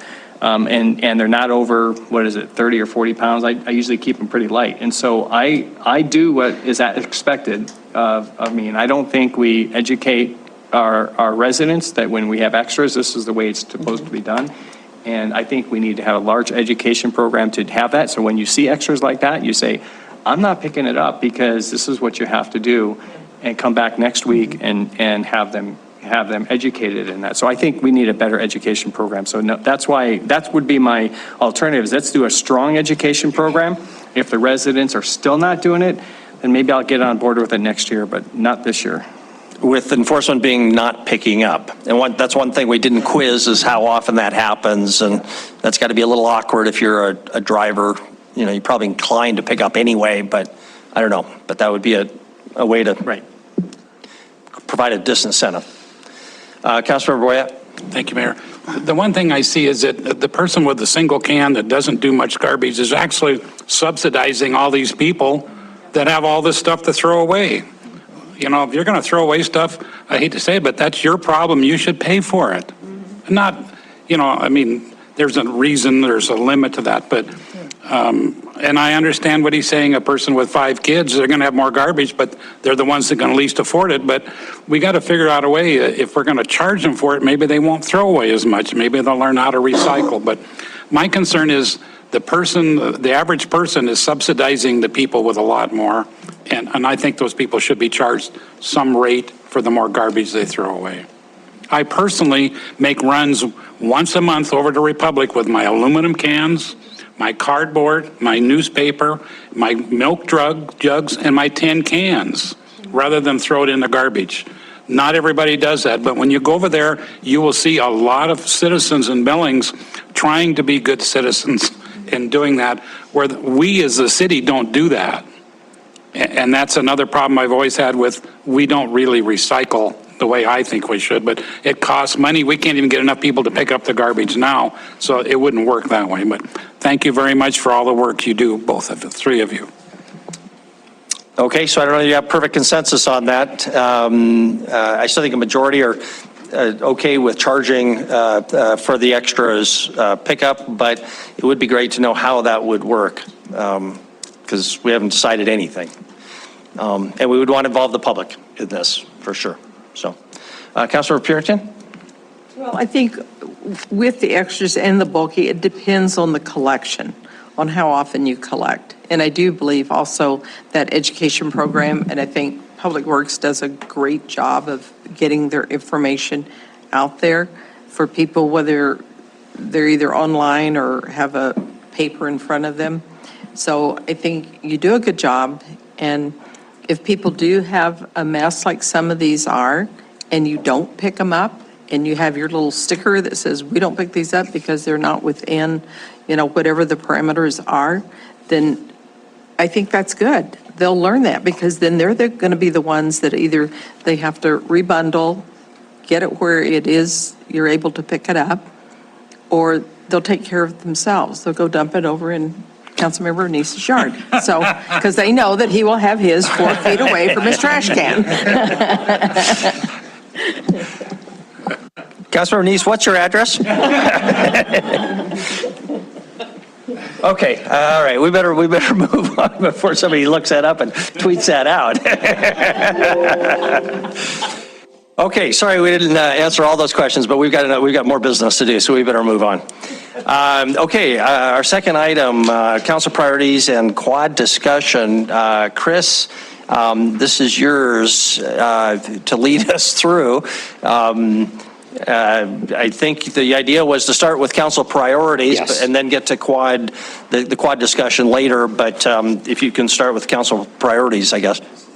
Yes, thank you, Mayor and Council. So Kevin's going to pull up, so we've got it literally in front of us. I hope and don't believe there's really anything new that you haven't seen. So the goal is to honestly be at a point at the end of this discussion where you're saying, we've essentially worked out the final draft, so I can put it on a consent agenda to have it ultimately adopted sooner rather than later. So as you're aware, we use a little bit different format this year, and I'm suggesting, as Kevin's working it out there, the size, that we just kind of work through what was emailed out several weeks ago, and then what we included in the packet. And my apologies, thank you, Councilmember Purington, for pointing out to me, when we approved the packet Friday, it had 3 attachments, or 2, actually, I would say 2. And but then for some reason, that's not what happened. So apologize for that confusion. There's no new information here. Like I said, for you, this has been out for several weeks. So first, vision, core values, and mission, nothing, not a word of this has changed relative to what was in the strategic plan, the most recent adopted strategic plan, which predates me and several of you. And per our retreat conversation, I would suggest we leave that alone. I started conversations last Friday internally. We had some at our retreat. And last Friday, met with Public Works and Met Transit. Tomorrow, I think I've got 3 more: police, fire, and the airport. So we're working through those discussions. Are folks agreeable to leave those where they are? Generally speaking. All right, I don't see anybody saying no. Councilmember Shaw has a comment on that. I just have a question. Yes, in the conversations with staff, is that partially, will that information come back to us so that we can, okay. Yeah, thank so you. the conversation I'm having with the staff is, it really kind of similar to what we had at the retreat. When you look at these core values and this vision, first of all, are they, I need you to be honest with me, and some people are comfortable with that and some people aren't. Can you tell me, do these have a real impact on our culture and our organization? So we're having a candid conversation about that. And we're having a conversation that says, what do you see here that you disagree with, that don't understand, think should be tossed out? What do you see that should be added? So yes, I will bring that back in sometime, probably the next retreat we have. We'll talk about getting deeper there. Councilmember Ripsis? Yeah, just real quick, as you're having those conversations, I think it's the city's, the values and the mission, I think, is entirely your domain. But that vision, I think, is a community-wide kind of thing, and it's the city's mission to implement it, right? Yep. So, I think the city staff, like you're doing, has input to what that vision is, but it's much broader. Absolutely, thank you, and that has been an emphasis to them. This is not just an internal thing, especially the vision, it's a community thing. So I'm really getting that input to share with you as well. So moving on to what we're really, with the first section, if you will. So if we use this format where we build off of the 5 strategies, so first one being improve safety, what you have in front of you is 5 sub-bullets to improving safety. I don't think there's any surprises there. That which is in green, I've paraphrased and tried to refine. That comes straight from initiatives that the council has passed. And I continue to try to get the initiatives list, as a part of the priorities list as there are resource allocation. The other 3, the first 3 priorities, are there any changes, anything you flat out think I'm missing concepts, or we should delete something there with the section of improving the safety of Billings? Okay, so the idea here is to look at each of the 5 items and then just kind of go through the bullet points. Is that correct? Or see if we That's have what I thought changes to would be the bullet- most effective, rather than going over this and coming back. You've seen this so many times. I thought, let's just take it, each of the 5 strategies, and get your feedback. If we get too bogged down, I guess, there might be some alternatives that we take, but let's see if we can get through section by section. Okay. I saw Councilmember Tricky's hand, Councilmember Parrington's hand. I'm going to stay at a high level. The only thing that I would say is that I had it here a second ago, the built environment one, the housing strategy is a council initiative. Yeah, we're just going to stick with public safety, the first section. Just going to do them one at a time? Okay. Yep. Fine. Okay, Councilmember Parrington? Thank you. So the first 3 are ones that have been on our list before. Correct. So rather than say something to the extent of continuing implementing, I would much prefer to see a timeline. I think we need more of a timeline as to what we're going to do with those recommendations.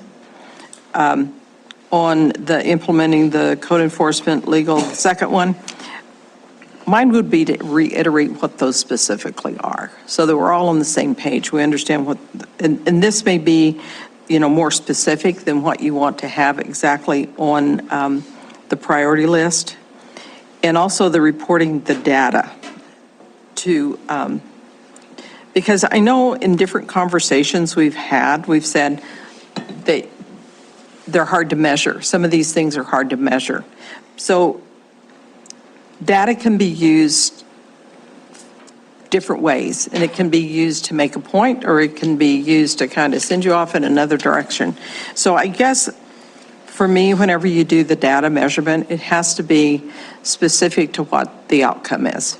And I think that's where we're missing the boat, even with, because you have the public safety mill levy there, plus the criminal justice system. And I think that one area of the criminal justice system within the city, county, and state levels, that is a much broader discussion than what our actual council strategies could encompass, maybe?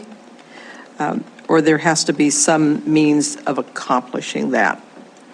And I'll pass on the others right now. Okay, time limits in the first bullet, specify the strategies in the second bullet, and I was a little unclear in the third bullet, but To what extent are you going to use that data? How is that data going to be? specify how data would be used. Okay. What are you going to accomplish with that data? If The you- goal. Okay. I think I understand the concepts. It might be a little hard to jam all that into a single sentence on each of those, but Councilmember Rupsis? Thank you. I think for the first bullet, I'm trying to think of this as a 2-year kind of process, right? So I would think that we shouldn't be continuing implementing. We should be complete with the implementation at that point by the end of 2 years. On the second bullet, I'm missing the piece of behavioral health, the other 2 mil component of that mill levy. And I don't see that in the other priorities. So I think that's important to get in there, determine our approach, or, and manage that with transparency and accountability, whatever. You get that point. And then I guess the only other thing I would say on the fifth bullet point there, I know there was a lot of talk on and this was before some of us came on to council. I would like to know if there's just no conceivable path on this sooner rather than later. So that we can just say, you know what, it seems like a nice idea, but there's nothing we can do.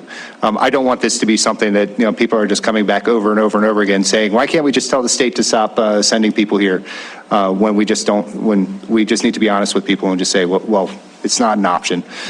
So just figuring out if that is an option, then great. And if it's not, then moving on. Thank you. Okay.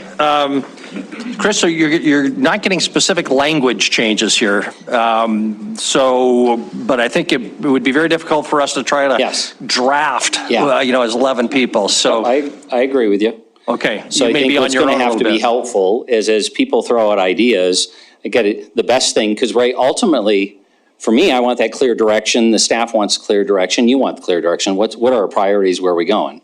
And ultimately not getting to unless that's just where we have to get. It's on your agenda for adoption, and you guys are just going to have to amend motions to get adopted what gets adopted. Okay, so this is helping us to get to that next iteration. Yep. Councilmember Boyette. Thank you, Mayor. On this number 5 bullet, I guess I'm really a numbers person. Legislation to limit the number. Well, I don't know how many the numbers keep changing day and night, so maybe we could get more of a quarterly or a monthly. How do we know what it's doing or without knowing numbers? So remember, the green ones are your approved initiatives, and I'm trying to work off of those. But I agree, that a couple of these, kind of work together as to, I think, just very candidly, the state has said, you're not going to tell us how many people you can direct to the community, but you've also said politically, well, we're going to start saying enough is enough. I see that very much as a political question.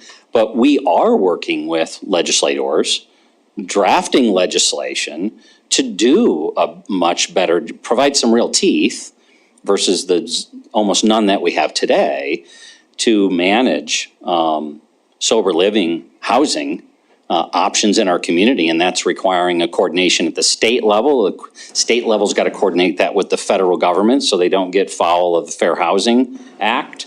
And ultimately, at least the way I see it from the education we've had so far, then there will be a point at which you'll be debating an ordinance at the local level that complies with those steps so that you will have something different than we have today, which is we have very little ability to really affect sober living houses. Okay, Chris, just on Councilmember Boyette's point, I guess if somebody's listening to this when they listen to the tape, I guess I just want to reinforce that and say maybe we just add the words collect data and pursue legislation and work with DOC, because we don't know these numbers. Yep. We really don't, and we need to know what the trends are and as much of a breakdown as we can. Councilmember Purington? I just wanted to mention on the sober living homes, I know that legislatively they're working on it, and I don't know, and this is probably a question for Gina, I don't know if we need to kind of do like what we did with the marijuana thing, is that we go ahead and provide our own set of what we want to do in Billings with those sober living homes, because I know they're doing some of the background work, so is Karen, regarding housing regulations, HUD or disability and all of that. So I'm not sure if we as a city want to pursue that this year until after the legislative session, because I definitely, yeah, we need to do it. But are we going to supersede the state, or do they, how's that going to work? Councilmember Purinton, we're actually not really in a position to put something together yet for Billings, because we're still trying to figure out what we can do. Okay. What we really need is that legislation first, and then we can get something in effect in Billings. Okay, thank you. More comments on the 5 bullets on the first item. Councilmember Tricky and Councilmember Neese? I don't want to make a big deal out of this, but I do not remember voting for number 5. I remember voting to send a letter to the governor and opening up a discussion about it, but I don't remember asking staff to actually start taking action and moving in this direction. I think that's probably a good point, but You should, so today, right, when that's sent out, and I apologize that it wasn't in the packet, was the actual initiatives that have been adopted. So we can look, what was that language, and we'll make sure we're not leaping. And I will admit, I pared this stuff down and tried to summarize it, so I may have not listed it as precisely as it could be. We'll look at that. I agree that was what the initial initiative was written about, but in the conversation that we actually had and the motion that I thought I voted for was to send a letter to the governor. Yeah, I guess I'm looking at Councilmember Ewalt, who's in the room with us tonight. November 22, 21 is described on the initiative sheet as, quote, move to direct staff to work with the Department of Corrections and legislators to limit the number of probationers, parolees, and inmate releases with a cap of how many can be released to Billings, seconded by Councilmember Purinton. So I don't know exactly what came out at the meeting, but that is how it was described in the initiative. And even if it wasn't, once it's on this list, we're going to end up coming back and having some sort of vote, I would assume. So, okay, Councilmember Neese. Thank you, Mayor. Just to add a little bit to that, it was as I recall, it was the initiative was approved, and later on we had discussion. Then we all voted to send a letter as a kind of a first step. So that's how I believe that's how that went down. Chris, as far as the 5 issues, I think there was some comment made about word changes. I like Councilman Rupsis about the first one saying, changing it from continue to complete. I would like to see that. I have it, again, along with Councilwoman Purinton's, some specific dates and target dates of when we're going to get this done. Yep. And so that we have some measurable results to make sure the police and fire are on track to get those things done. I think over 2 years is too long. I think 1.5 years max is what we should do, depending on what we can do as far as funding coming in and programs and stuff. So I'd like to see that a little shorter if we can. Code enforcement, we have got to make this easy for the public to help. We cannot have code enforcement officers in every single neighborhood around here. The concept of the broken window is going to help with our public safety, and it's probably going to be one of the biggest things we can do to encourage the city to become a cleaner and safer city by enforcing or implementing some type of broken window policy through code enforcement, through technology, having the ability for citizens to see something, report something through an app on their phone, through an easy phone call to someone. As it is now, if you go to try to file a code enforcement thing, it's very difficult. I've done it several times. Often I've never heard a single thing on it. I've reported vacant abandoned cars, and the car still sits there to this day. So it doesn't happen. I wanted to see how long it would take, and it's been a year and the car's still there. And so I think we have to do better on enforcing and making citizens be a participant in this item number 2. And I really would like to see us get going on the second judge if it's actually needed. I know there's some difficulty there with the legislation on how we can implement that. I think the mayor mentioned this on item number 5, data collection. I think that's important because we don't know what is the number, what is the appropriate number to have here. And I think the appropriate number to have here is going to be based upon how many parole officers we have and some of the services we have and things like that. Just because we have a lot of beds doesn't mean we have enough employees to take care of everyone's in those beds. And so I think it's very important that we find out, and this is where the staff needs to bring the data back to the council to say, hey, based upon best practices and best standards, it's 20 people per parole officer. Well, we've got 12. That's all we're going to be able to have is whatever that is the max. And that's what we need to tell the state and doing that. And as far as the litigation on the legislation on the sober living houses, that really impacts the neighborhoods now. I don't think we want to wait for the legislator on this. I think we have seen, and I've looked at other cities around the country have done this successfully, and I think we can move on this as a city. If the state go ahead and implements that, then that's great. Let them do that later on, but we can implement it faster then I think the state can get it done. So I would like to see us look at those cities that have done it and done it successfully and not violated the federal laws on housing and try to move that forward as quickly as possible. Thank you very much. Any other comments on this first section, improve the safety of Billings?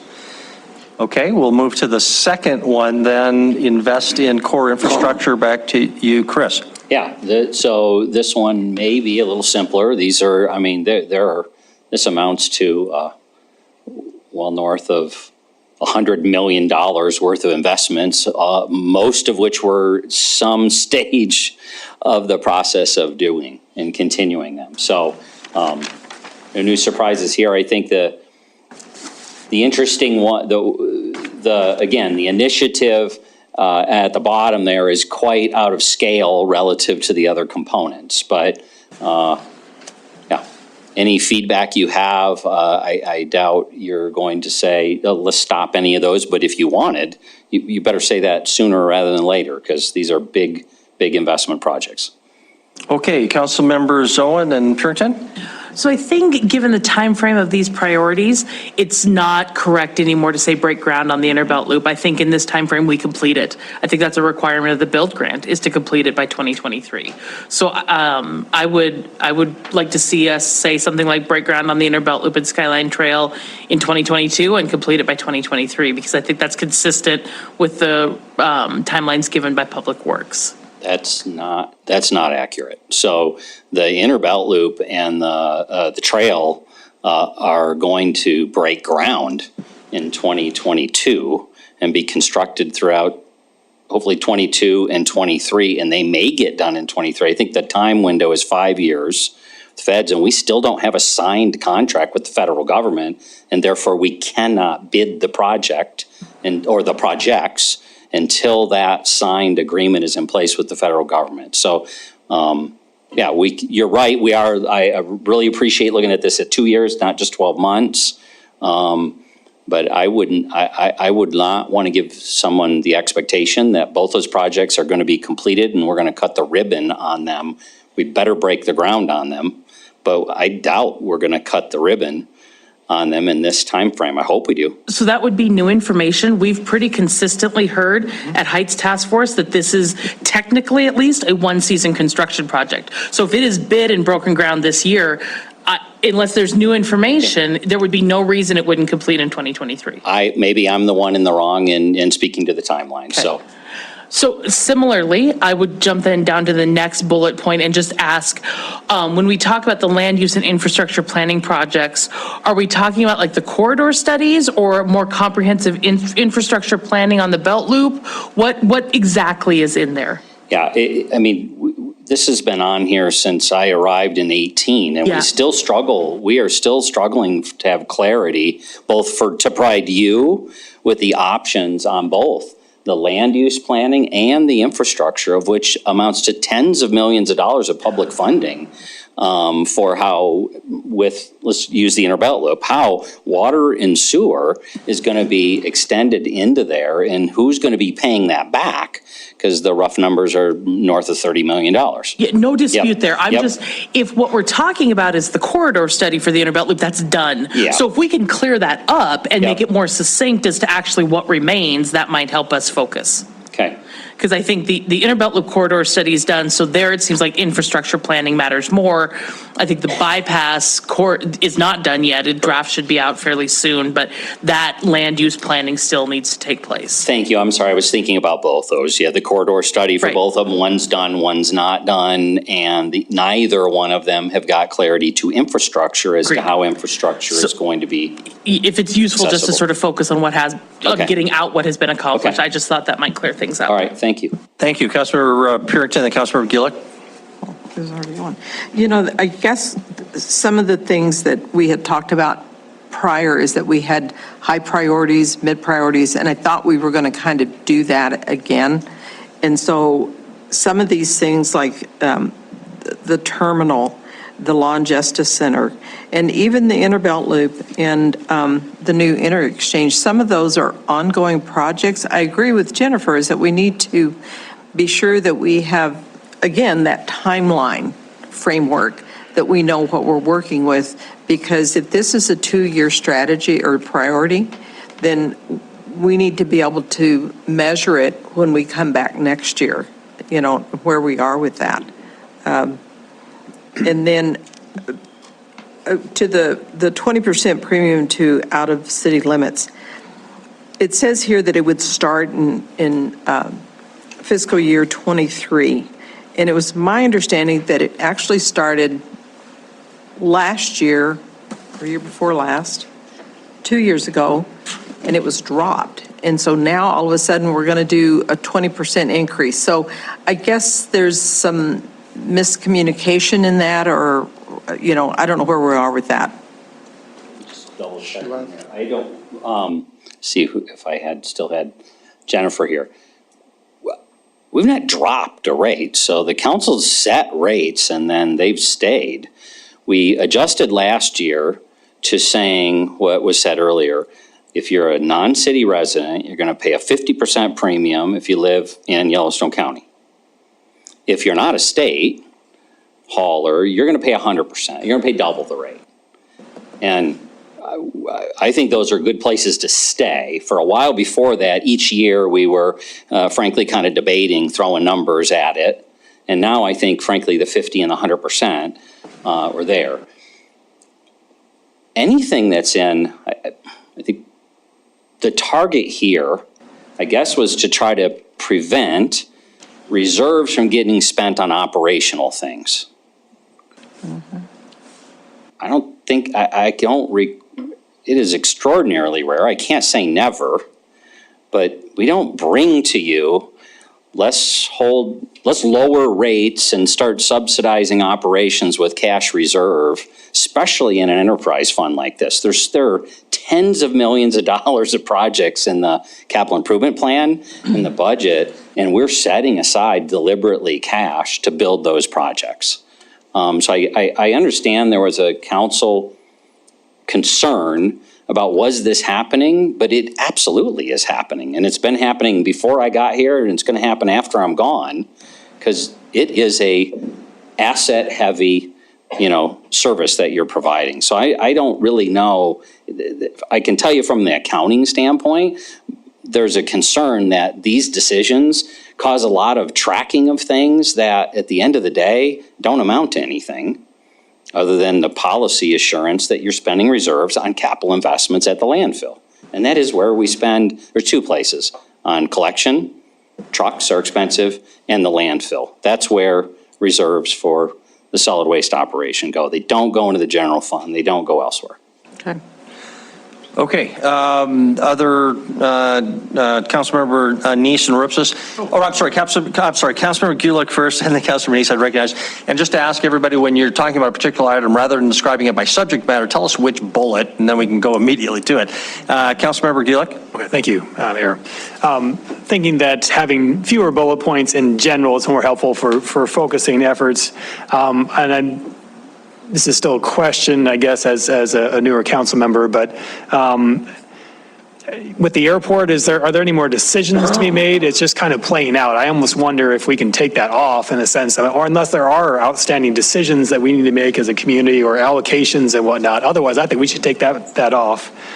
The first bullet point off. And then the fourth bullet point, in terms of the break ground on west west end water treatment plant, I think we should be more and figure out how to fund Visionary Reservoir project, because that piece is not, that's a decision point we still need to make and figure out. And so I think that would be helpful for us to, figure out a plan for that.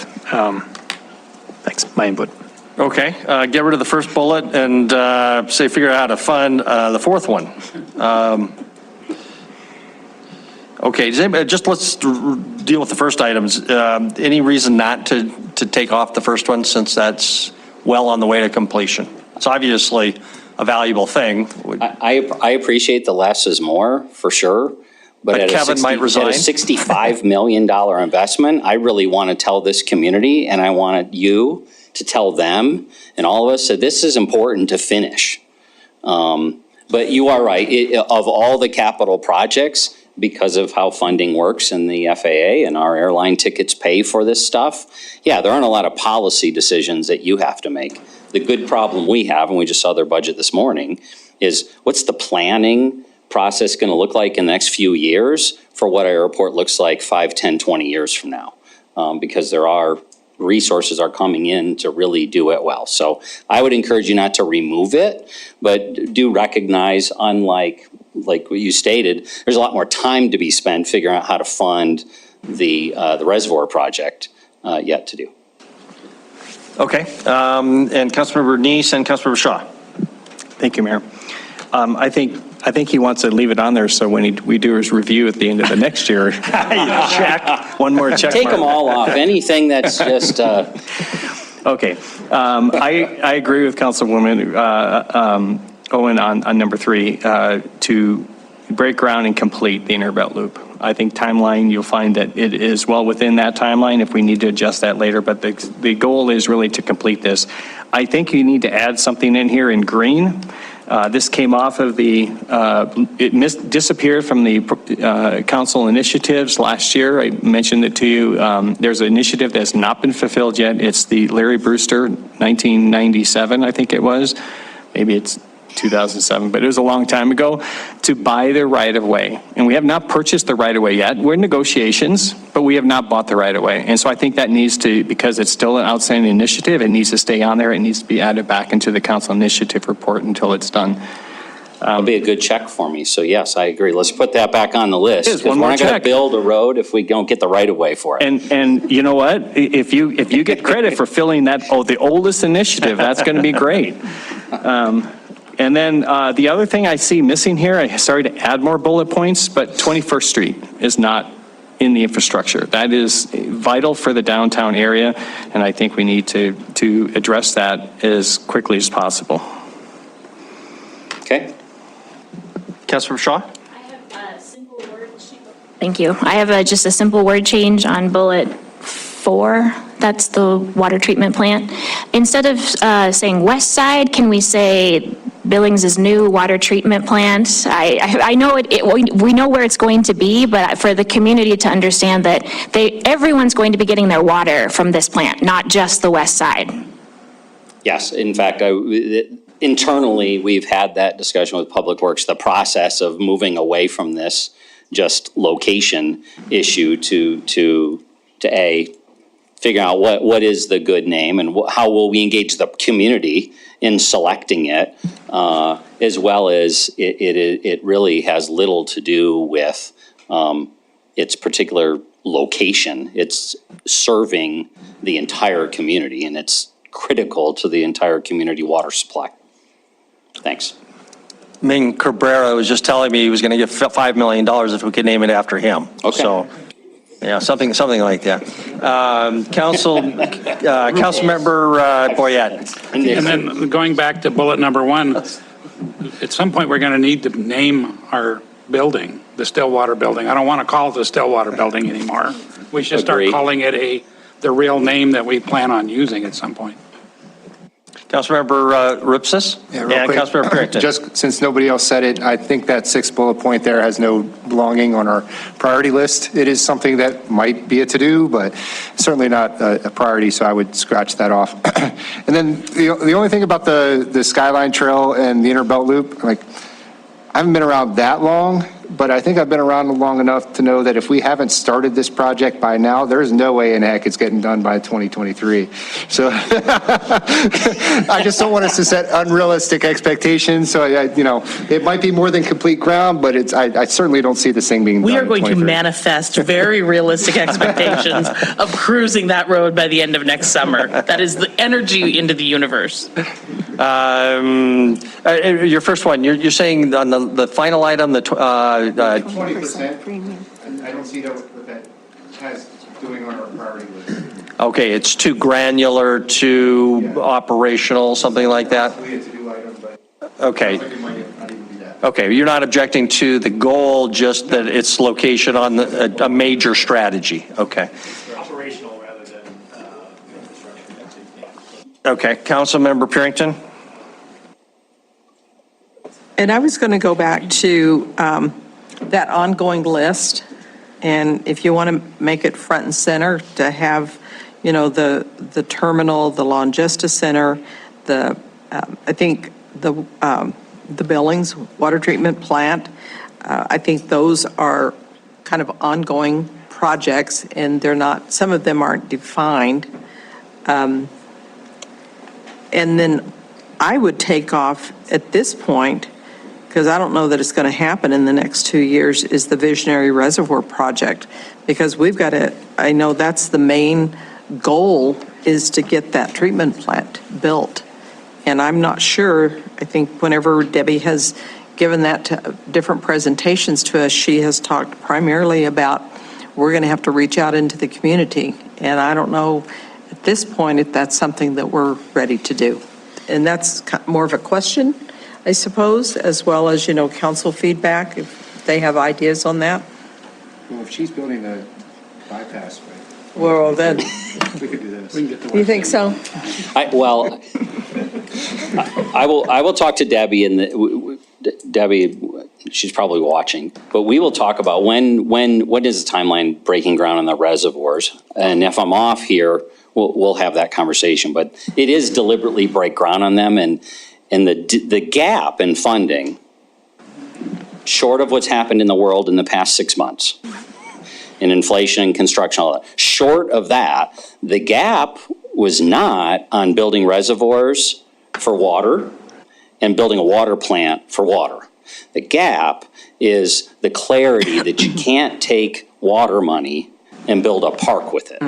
So we are about $6 million short. There's $11 million worth of roughly things people are going to see there they get really excited about, and roughly half of that is legitimately water expense, because you can plant grass and you can water that grass and you need to be able to test the water, but you don't need to have benches and all kinds of amenities like a park. That's the fiscal piece, short of what's happened in the last few months, that we need to find the gap on, as well as you all know, we've got an application out there for $50 million for the feds to assist. And if that comes through at anything north of 10, it's going to really help us with that. So a lot of work to do there to get us from where we are today, as well as the administration and the finance office is spending a lot of time trying to figure out the new City Hall Law and Justice Center project and getting it from where it is today to where we're actually awarding contracts and getting that project done. Okay, Council, it's about 7:35. We're getting close to wrapping up this infrastructure element. Let's do that as quickly as we can, and then we'll take a break, and we'll have to come back. We've got 2 out of the 5. Councilmember Bernice. Yeah, thank you, Mayor. Just to clarify then, Chris, the recommendation put funding in that item about the water treatment plant then really shouldn't be there. We should, if anything, look at the park section when we talk about park infrastructure. It would really appropriately belong there under parks. Could be in both locations as both We'll build the water. We'll get the critical water. reservoir and a park. Yeah, all right, thank you. Okay, anything else before we take a break, Council? We got a lot of people in the audience, I'm sure they want to be heard, presumably on this item. So we'll come back at 7:34. We'll start again at 7:40. That gives us 6 minutes. And we'll press ahead to the last three. Open up for public comment.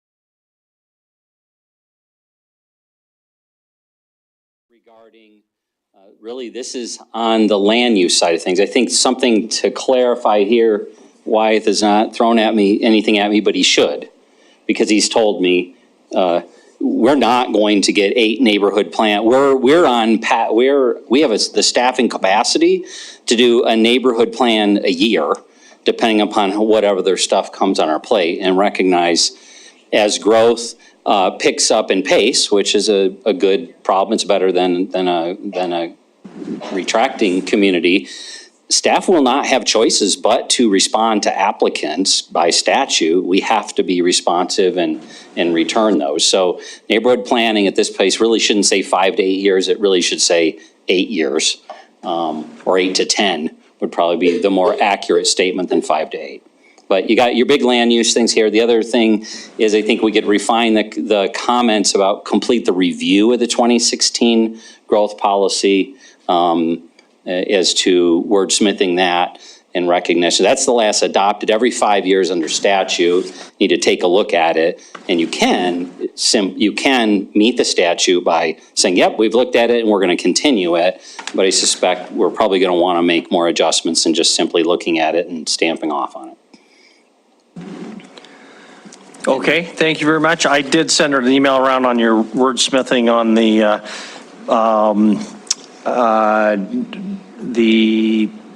third bullet, complete review of the 2016 growth policy, and just suggested adding at the end of that, and determine whether and how to revise the same, since that's the whole idea, not just reviewing it, but actually determining if it needs revision, and it always does. Okay, so comments here. Councilmember Ripsis. Thank you, Chris. On that neighborhood plans, that was actually my comment, is I think we should make that more specific in 2 neighborhood plans over the next 2 years. I think we'd do that if that's in line with your timing. The only other thing is I thought maybe the develop a housing strategy, since it's being led by Homefront, it feels to me like this body needs to be very involved in that process. We need to know what's going on. We need to provide input throughout the whole thing, and we can't just kind of outsource that to Homefront. So to me, I might suggest like develop and adopt so that we kind of take ownership of the outcome of that process. But you know, I mean, it's a bit of wordsmithing, but I feel like we just need to do something more than just saying, hey, there's this other thing that this non-city entity is, or quasi-city entity is doing, so that we own that a bit more. But. Thank you. Councilmember Gulick. Thank you. I think the first bullet point with this, the stimulate the infill and redevelopment through the city's business and residential districts, something I'm very interested in. I think we're going to need, most people really don't know what that means. Like, I mean, it sounds good. How do you do that? And maybe that's what we first need to do, is identify a strategy, and maybe that's part of the housing strategy in a sense too. But I think a lot of the things that are within this book and the Strong Towns do have suggestions for using the resources we have now and just making some slightly different allocations in terms of our budget and whatnot. But I think we want to, so I'm not sure I have anything really specific to suggest for changing the language, but or maybe it's develop strategies to stimulate infill and redevelopment throughout the city's business and residential districts. I think that's, and then in this first year, and then start to implement in the second year.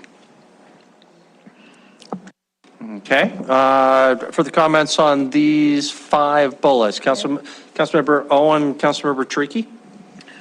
So, just a question, and maybe, I don't know, Wyeth, if you want to answer it, or I think the subdivision regulations are being updated in part because of recode, but in part because of some statutory changes at the state level. Is that right? Councilmember Owen and Mayor and Council. So the subdivision regulations and we're looking at some amendments. I think I've talked to Chris about this. I want to be careful. We're not planning a complete rewrite of those right now, but we are looking at both internal amendments, things that have been brought up, partly with recode, partly just items that legal, engineering, fire, other, have noticed that we need to make some adjustments, and that's what we're working on. And then certainly legislative changes to make sure we're lined up with what's been currently done through the last legislative session, and obviously if something else happens next year. But we're trying to get that, kind of compile those items right now so we can start putting that together. So that in a perfect world, Wyeth, would we, let's say resources weren't an issue and money wasn't an issue, right? Time and money weren't an issue. Would we then have a planning trajectory that begins with a growth plan, which sort of then gets manifested into these neighborhood plans, and then all of the land use, the annexation, the zoning, variances, all of those derive out of the goals and objectives stated in the growth plan and the neighborhood plan, including the incorporation of infill and redevelopment, which then after those give us our platting, our subdivision, the master planning, all those sorts of things. Is that the trajectory in an ideal world that we would want to have happen? Councilmember Owen, Mayor and Council, yes, and I think that's exactly when you look at the way the zoning code was done after the growth policy was last adopted, was exactly, following in what you're describing. And then in the past, when we were doing neighborhood planning in the first half, early 2000s, then we were aligning those neighborhood plans with those current growth policies at the same time. So that is the kind of alignment of the different elements that you go through. Okay, so then my final question, Wyeth, is your ability to properly sort of update things like subdivision regulations, does it hinge on updating and strengthening the growth policy in the neighborhood plans? I mean, are the neighborhood plans, can we really not do them until we do the growth policy? Best practices, do you need to follow that trajectory to have a quality output, or can we do these things in parallel? So Councilmember Owen and Mayor and Council, the growth policy, and this is a challenge. So the growth policy that's in place now is what we're using to guide all these different things that are happening right now. As was brought up, we're at a 5-year point. You review and determine, do you continue the growth policy as it is? Do you make some adjustments? Right now, to be completely honest, if you were to say, you know what, we want to do a whole redo of it, we would have to figure out where that was going to be funded and staffed and everything. We are not set up to just do a complete redo like we did in 2016 of the policy from before. So that's going to be an issue if that's where we end up, versus saying, for the most part, the policy that's in place has been working. It's doing what we want. We have some tweaks, something less than that. But if it was a complete redo, we would have to figure out how we were going to pull that off. So, Okay. Councilmember Parrington. So based on what Councilmember Owen just said, and then based also on what Councilmember Rips has said, we actually need to do this review and determine how to revise this growth policy before we can start looking at this 2 neighborhood plans a year, if I understood you right, Tom. So we need to, so these actually kind of come in a process. We need to do this first, then let's look at these. So if we can complete a growth policy within the next 2 years, that would be an accomplishment. Is that correct? So Councilmember Parrington and Mayor and Council, I guess you're right in the sense that if you were going to, start from scratch with a growth policy that was going to change all the things that we've been doing up to now, then you would have to, that would be significant and pretty disruptive in terms of even the things that we've done up to this point. So you'd want to make sure if that was the case, then you'd probably have to stop most of these things to some extent. The neighborhood planning, if you were going to say, we don't want to align the neighborhood plans that we're going to work on now with the current growth policy, so that would be a concern. I guess if you were thinking about doing that, we would have to reevaluate the order and timing of a lot of things. So follow up, Mr. Mayor.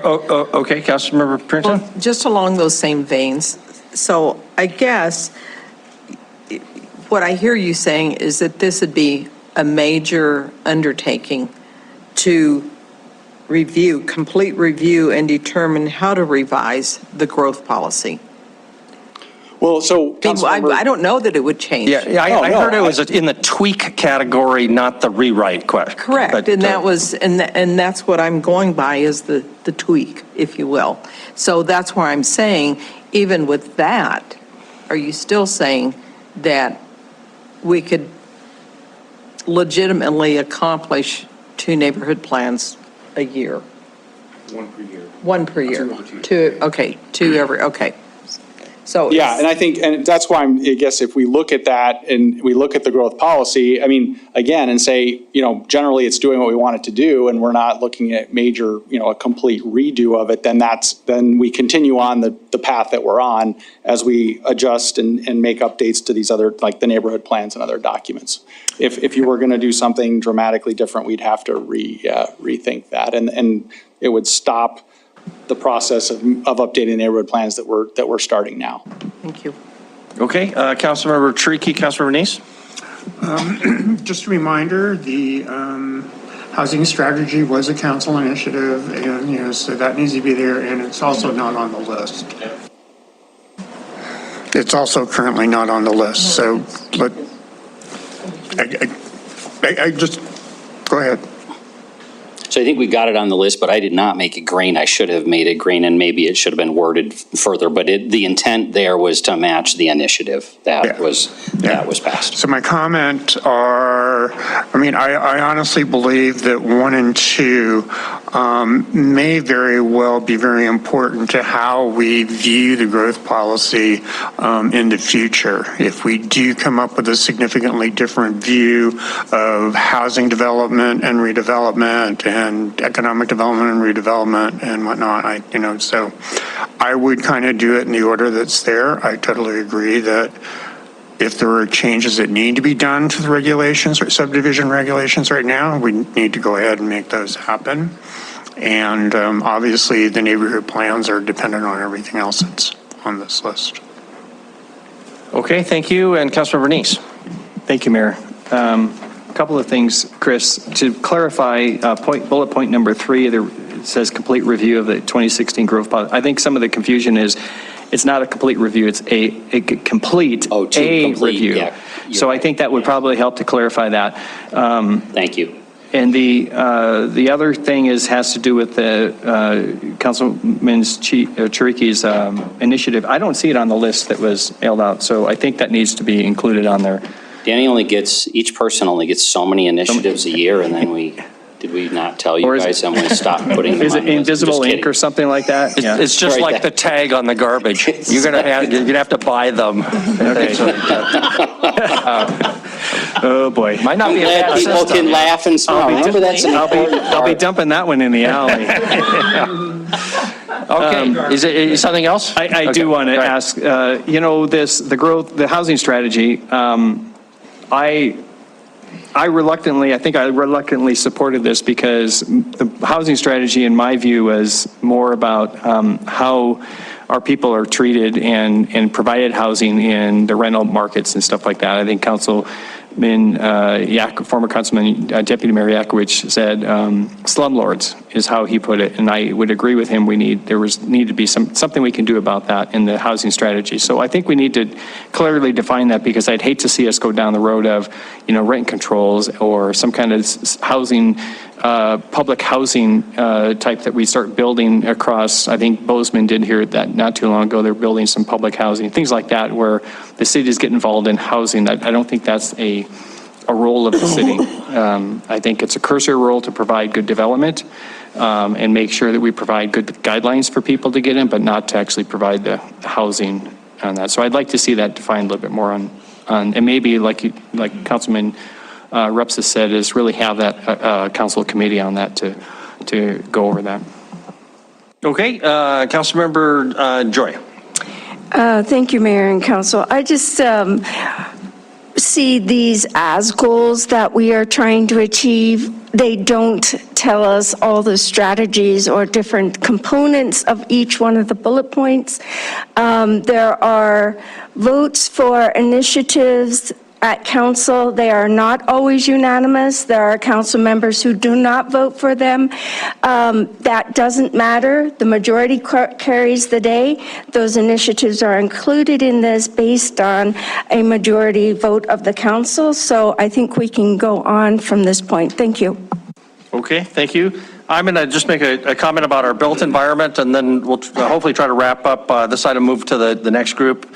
It's not big enough to put as a strategy one of these bullets, but I just want to comment, the front door of your house is arguably the most important part of the house. And the front door of Billings is the I-90 corridor. And this is, April is, we'll have a proclamation on Great American Cleanup in April. That's what the spring cleanup is kind of focused on in April. And if you drive down I-90, you'll be sorely disappointed. Our front door looks like the garbage that it is in the I-90 corridor. It's MDOT right away. It's not City of Billings right away, but it's our front door. So we all need to pitch in. So I'd like to come back and talk to the council about building our environment by funding 2 cleanups, say 1 in the spring, 1 in the fall, maybe even out of our council contingency fee if it doesn't fit in some other budget item. We're in the budget season though. And I don't think it'd be very expensive, not by city employees, but just go out to RFP. It might be the Boy Scouts want to make $10,000 and this would be a great fundraiser just to do 2 simple cleanups, do our share. It's not going to solve the problem, but would help reduce the problem. I know that's off topic, but it's about our built environment. Councilor Purington. Well, it's interesting that you brought that up because when I was going through various lists that I have, one of those was entryway zoning. And I don't know that if that's not something that could be actually part of a priority list. And, then yours would be one of the strategies in accomplishing that. But I think, and I don't know where I came up with entryway zoning, because I think it started with Highway 3. We have had entryway zoning, but we got rid of it as part of Recode, just because we had so many different divisions.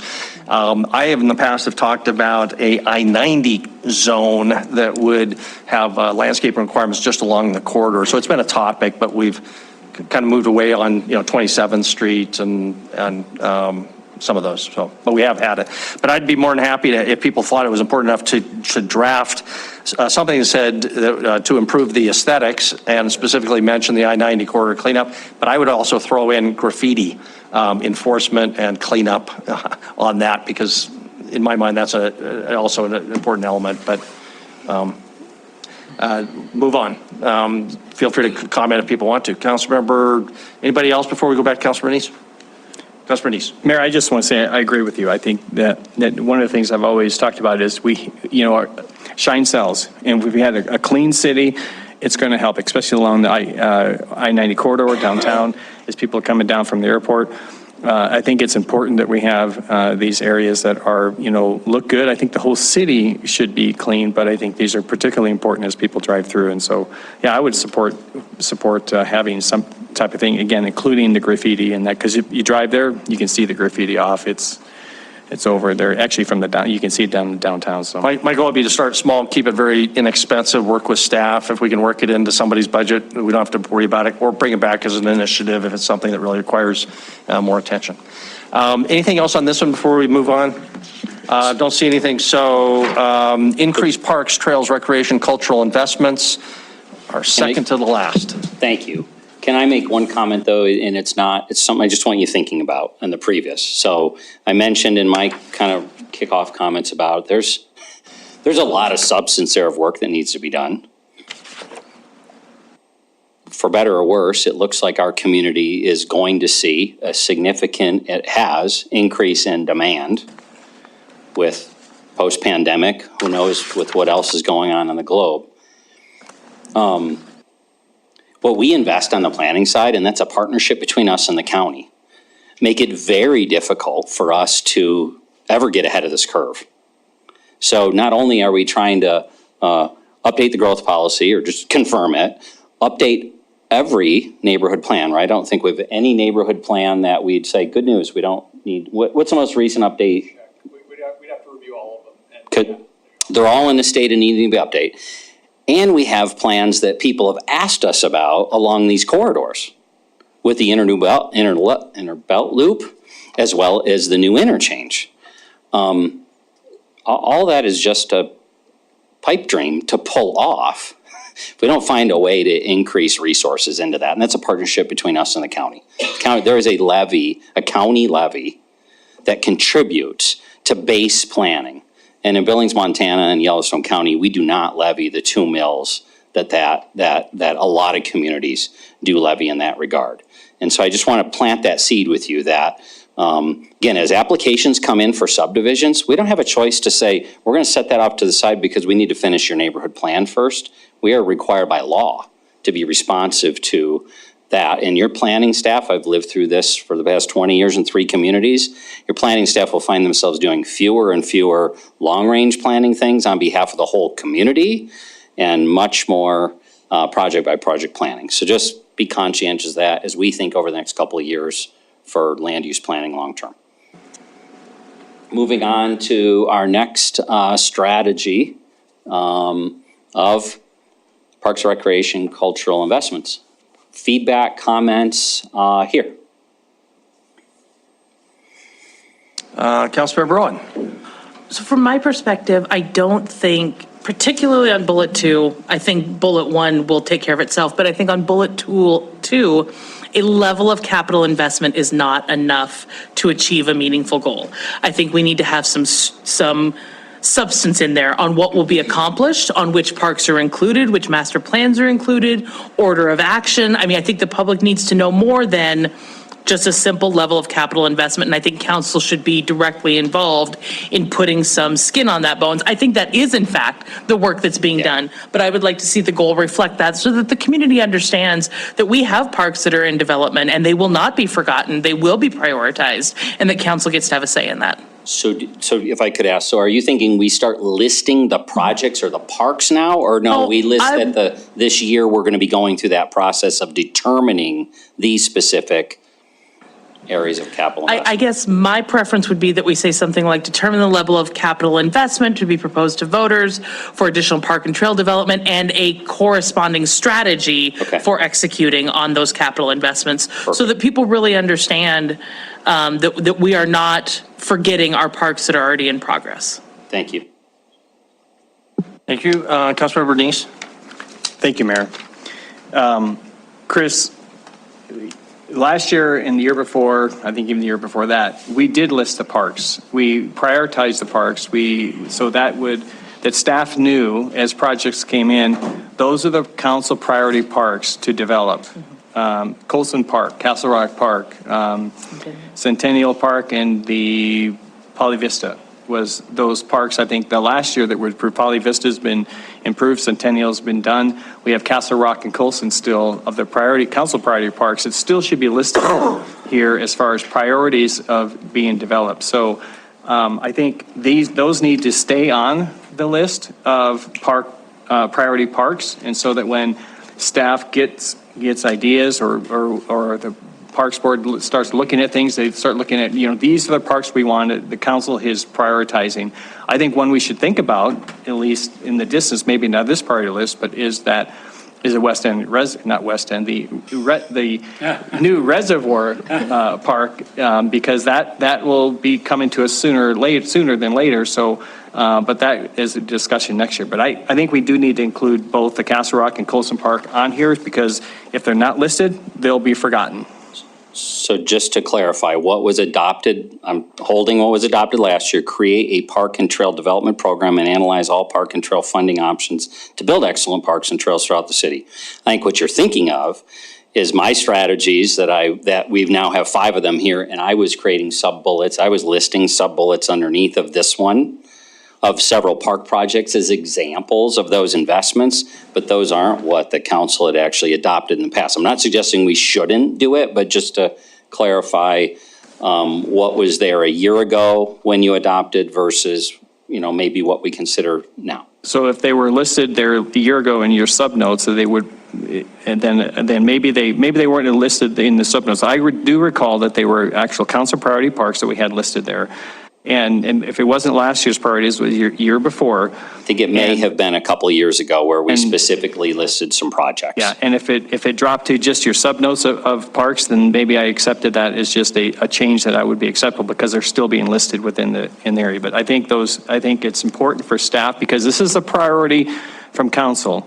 And I think that if the council doesn't want to prioritize the Colson Park and the Castle Rock parks, then sure, we can drop those and that's what we'll do. But I think those were priority parks that council wanted in the past, and I would hope council would still want this time until they actually get developed, like Centennial's been mostly developed, not fully, and Poly Vista, which has been a great Please don't park. misconstrue my comments as thinking those projects should be taken off the list and we're not doing them. There's a lot of work going on in all of them. Thank you. Sorry, Mayor. No, just Councilmember Shaw. Thank you. I really feel very strongly that we should not list the parks in this document, because the process that we're going to be going through, and I think the goal that's been identified, is determining exactly which of those parks and trail development projects we do want to include in a package. So, and from my perspective, I would say the only time that I can remember us ranking park projects was in our very first priority session when I was on council,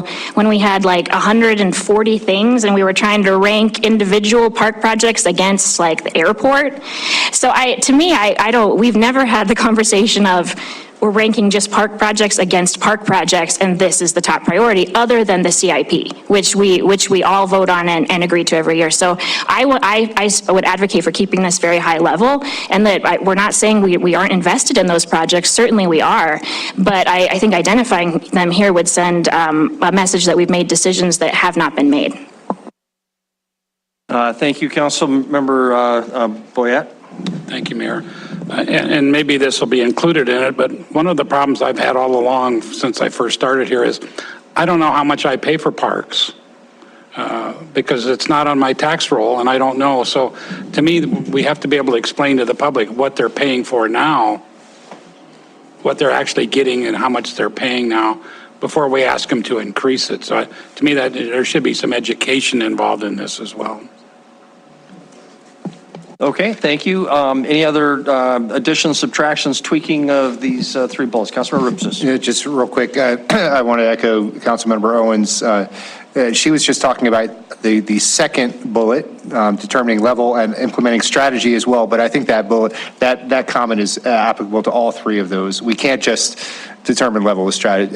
It's got to go all the way through funding. And if we're looking at this at a 2-year, I think ideally we have both of these wrapped up, or all three of these wrapped up in the next 2 years. So it's all level of capital plus strategy plus getting it passed. Okay, thank you. Anything else before we move to high performance organization final strategy? Councilmember Neese. Thank you, Mayor.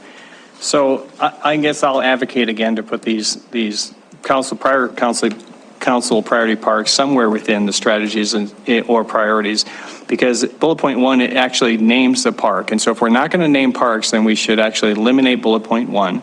We should combine maybe all three of those first bullets into one bullet point as far as of strategy to fund parks, because we know we're going to have to go out for a mill levy and we're going to have to determine what we're going to include for what different parks. And so I don't see how the multi-generational rec center has gotten priority over some of the Castle Rock parks or the Colson parks and things like that. So if we're not going to include what is priority, this obviously is stating that having the multi-generational recreation center is a priority of the council, and yet I don't know if it is or not. If it is, then I guess it can stay in there. Now we're naming park projects in our priorities when we just said we don't want to name at least the parks in there. Not sure how you're going to resolve that one, Chris.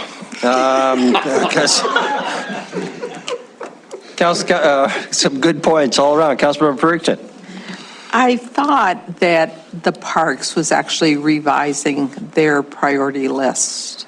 So there's a whole. Is that not? I'm sorry, Councilmember Purrington, Mayor and Council. So we're spending hundreds of thousands of dollars on a multi-generational rec center planning process. So like the master plans for lots of parks, there was a master plan to build a rec center. Then this year, we're investing in taking that to the next stage. So there's a committee with a couple dozen citizens. I referenced it in the weekly last week. Encourage you guys. They're going to come here and present to you, but encourage you to, like me, sit in the back of the room from time to time and just watch what's going on. So that investment's taking place on the recreation side.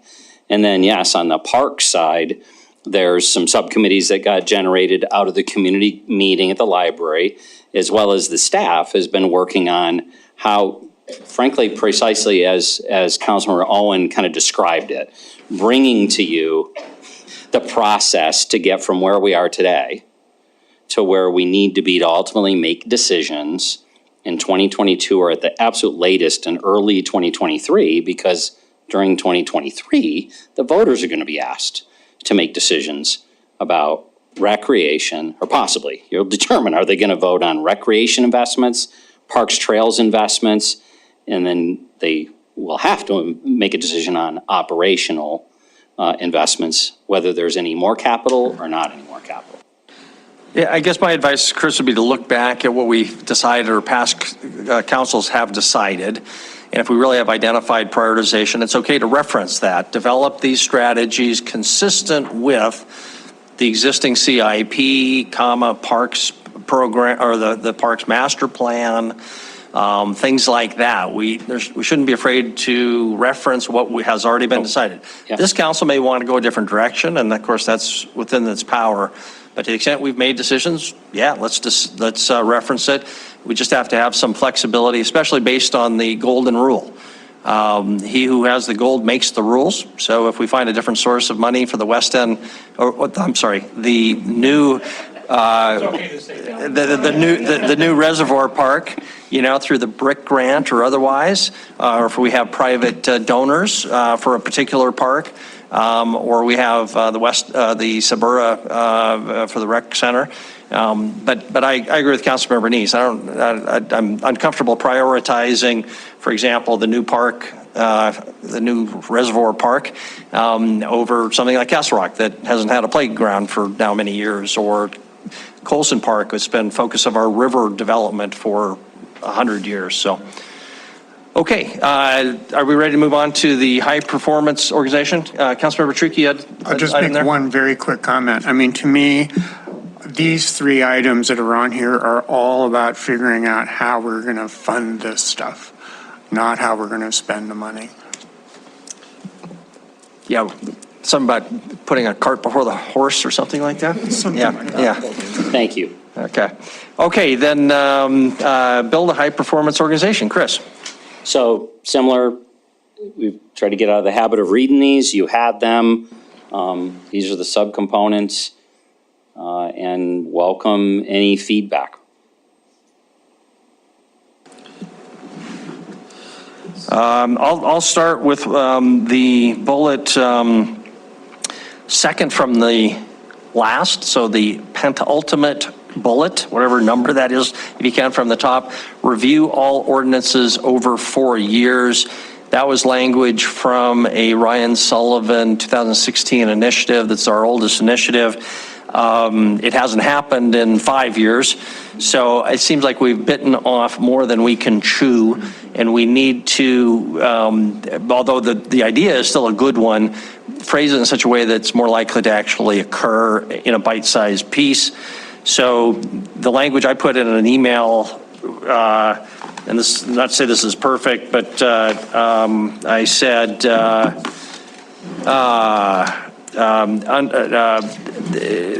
systematize the regular review and review of all ordinances by each department on a schedule determined by the city administrator.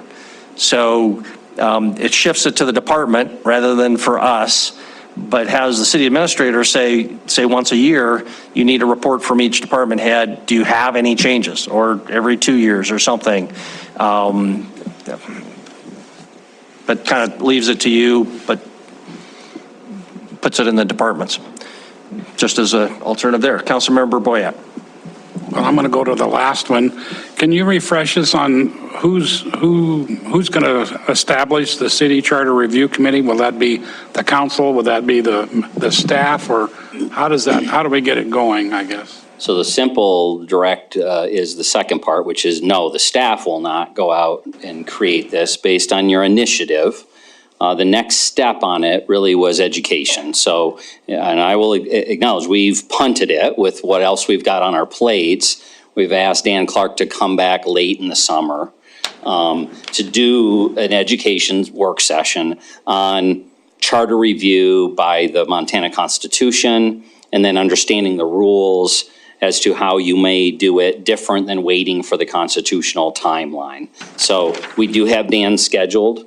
I can't remember off the top of my head what it is, but I'm quite certain it's not in the next 60 days. Once we kind of miss the spring and before budget, we put it a little later to that being the next step. Okay, Councilmember Purington, Owen, Gulick. On the second bullet point about the cost of services, we've talked an awful lot about that. And the thing that came home to me was for 5 of the staff, that's low priority. And, and I've asked this question before, and, and I do want your comments on why staff rates it so low, is do we not do that internally whenever we're doing budget talks? Because how can we keep increasing the budget, if you will, without knowing what the cost of services are? So I'm assuming that they kind of know what those cost of services are. So if you could comment on that, why that's there and why it's so low with the staff. Well, let me try to answer the second part. What do we know, and what do we calculate, and what do we guide our recommendations to you? The further you are down the list of a business operation like solid waste garbage collection, water, wastewater, those are very robust. You spend hundreds of thousands of dollars on a cycle to understand the tens of millions of dollars of investments that need to be made and where they need to be made. And ultimately, rates are structured around the idea that really there's only 3 pots of money that can fund these utilities. Grants, take that out, and grants don't cover real substantive components. I mean, if we got a $50 million grant, it goes to that for the reservoirs, that would be, we haven't seen something like that. Well, the build grant would be the closest. It really is almost exclusively in the rates that you adopt, what we pay in our water bill and our wastewater bill and our garbage, and connection fees. We call them system development charges and Billings. Some people call them impact fees. Those are extremely refined in understanding the cost and where the cost causers are and who the cost payers are. But for park services or police services is very much the other end of the spectrum. I mean, I can tell you generally, cringe or not cringe, it's part of the density conversation. The less dense residential developments are per home, probably have a logical higher cost to patrol that neighborhood, supply those general services than higher density. Doesn't mean one is right and one is wrong, but though to that end, the conversations at budget time are predominantly in delivering services very much driven by what the demand for that service is. Crime rates, 911 calls, uses of filling up garbage cans in a park, that kind of thing. And those are really the extreme spectrums of, I think, understanding cost of services at the local level. Okay, Councilmember Owen. You didn't finish that. So why did the staff rate it so low? Well, first I'm going to say there wasn't, right? We acknowledge in the middle of that process some clarity problems relative to, in my perfect world, I would have asked you, and this is my fault because I wasn't clear about it, that I want you to put your red dot on things you want cut off of the list. No playing games of I'm going to lower this, and I'm going to put a red dot in, and I know we're not going to stop doing the reservoir project. We're going to stop doing the airport. I would have said what ones are cut, but that's not how the discussion was. It really, there wasn't perfect clarity, and I think from a staff perspective, there is a concern that this is going to be time consuming. There's going to be a lot of effort into doing this well, and with as many things as there are on their plates, where does this fall in getting it done? And it really very much is a policy question for us too, because we say, why isn't this done? And yet, you can absolutely look at me and say, Kukulski, why was it not in the proposed budget the last few years? And I can look at you and say, why wasn't it included in the adopted budget in the last few years? We've had other things as a higher priority than funding this and getting this done right. The rubber meets the road at that level, because it's not something we're going to be able to do with quality if we want each of the chiefs. I'll pick on those guys. If you want Chief St. John and Chief Valdez and the finance director and I to figure this out without consulting help, other duties is assigned, it's going to take a really, really long time to get that done and get that done well. Okay, thank you. I'm going to just jump in with a comment there. My personal suggestion is that we go back to what I thought we had instructed staff to do a year or two ago, which is not conduct a cost of services study, but figure out how or whether to do a cost of services study, because we haven't done that. We don't have a lot of experience with it. I don't know what it costs. I don't know who does it. I don't know what the staff level of effort would be. So in my perfect world, we would revise the second bullet to after where it says complete, insert complete detailed staff analysis of how to conduct cost of services studies. I recognize it's a study of how to do a study, but given where we're at with this, I think if any step forward is a step forward, but it would allow us to answer those questions about what would be the staff commitment, could we get outside consultants, at what cost, why are we doing it, what have other communities done, what are the possible conclusions of how we would use that. Anyway, put our foot in the water before jumping head first. So I apologize, Council Member Owen, because you were next on the list, and Council Member Guild.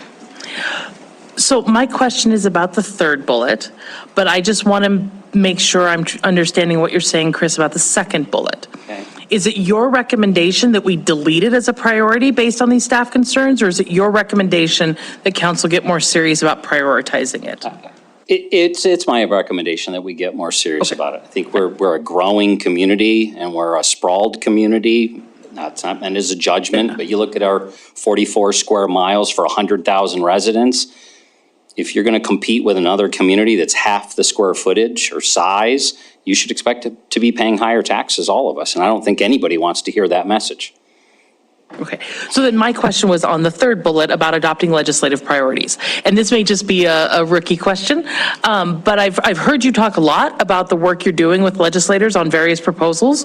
So are council members involved in that? Is it your intention to bring those policies back to council for approval?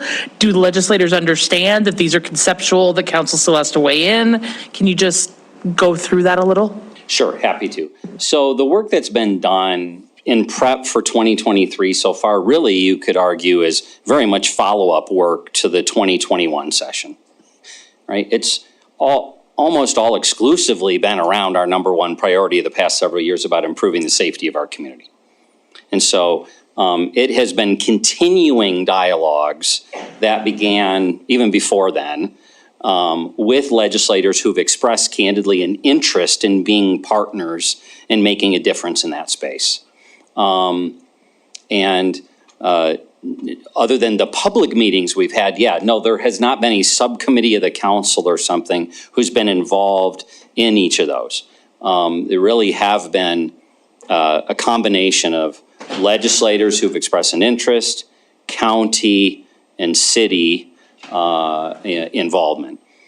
And the idea certainly would be, yes, to bring back where there's clarity, where we actually have specific things that we're suggesting putting legislation out to be adopted, that would be brought to this body to support.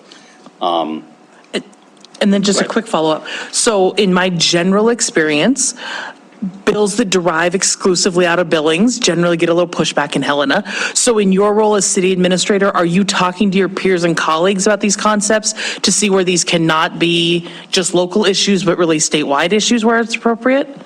Yes, I don't want to overstate that, but certainly when we had our first city managers meeting since the pandemic. We talked about some of these issues. The mayor sits on the League of Cities and Towns board, and everybody thinks they're unique in this capacity, at least the 3 cities I've worked for. Woe is us, nobody in Helena loves us. They don't love them in the Flathead, they don't love them in the Gallatin, and they don't love them in Billings. They don't love them in Great Falls or the other cities too. So yes, we're not gonna get anything done without cooperation and collaboration with other cities in town, rural and urban. This is an area though, where I do think there could be substantial work done almost exclusively by the elected body. I mean, as resistant as I am as a city administrator to the idea of long-term permanent subcommittees of the elected body on operational issues, I'm extraordinarily resistant to that. This issue of public policy with the legislature, as well as with the county commissioners, are areas that really so much of that work could be done by you guys. And staff could be there in a support role, or I could be there being aware of what's going on, but they're really politically driven things. My direction and motivation has been taken out of what's been adopted by the elected bodies. We haven't, with one exception of labor laws, I stick to adopted priorities that this body has adopted as conversation points with state elected officials and how to partner up. Okay, thank you. Councilmember Gulick, and council, it's 8:30. We'll try to, and Councilmember Neese, and move to, and Councilmember Tricky, and then we'll try to get to public policy quickly, or to public comment. Councilmember Gulick? I have 2 questions, if that's okay. First, on the second to last, the review all ordinances over 4 years.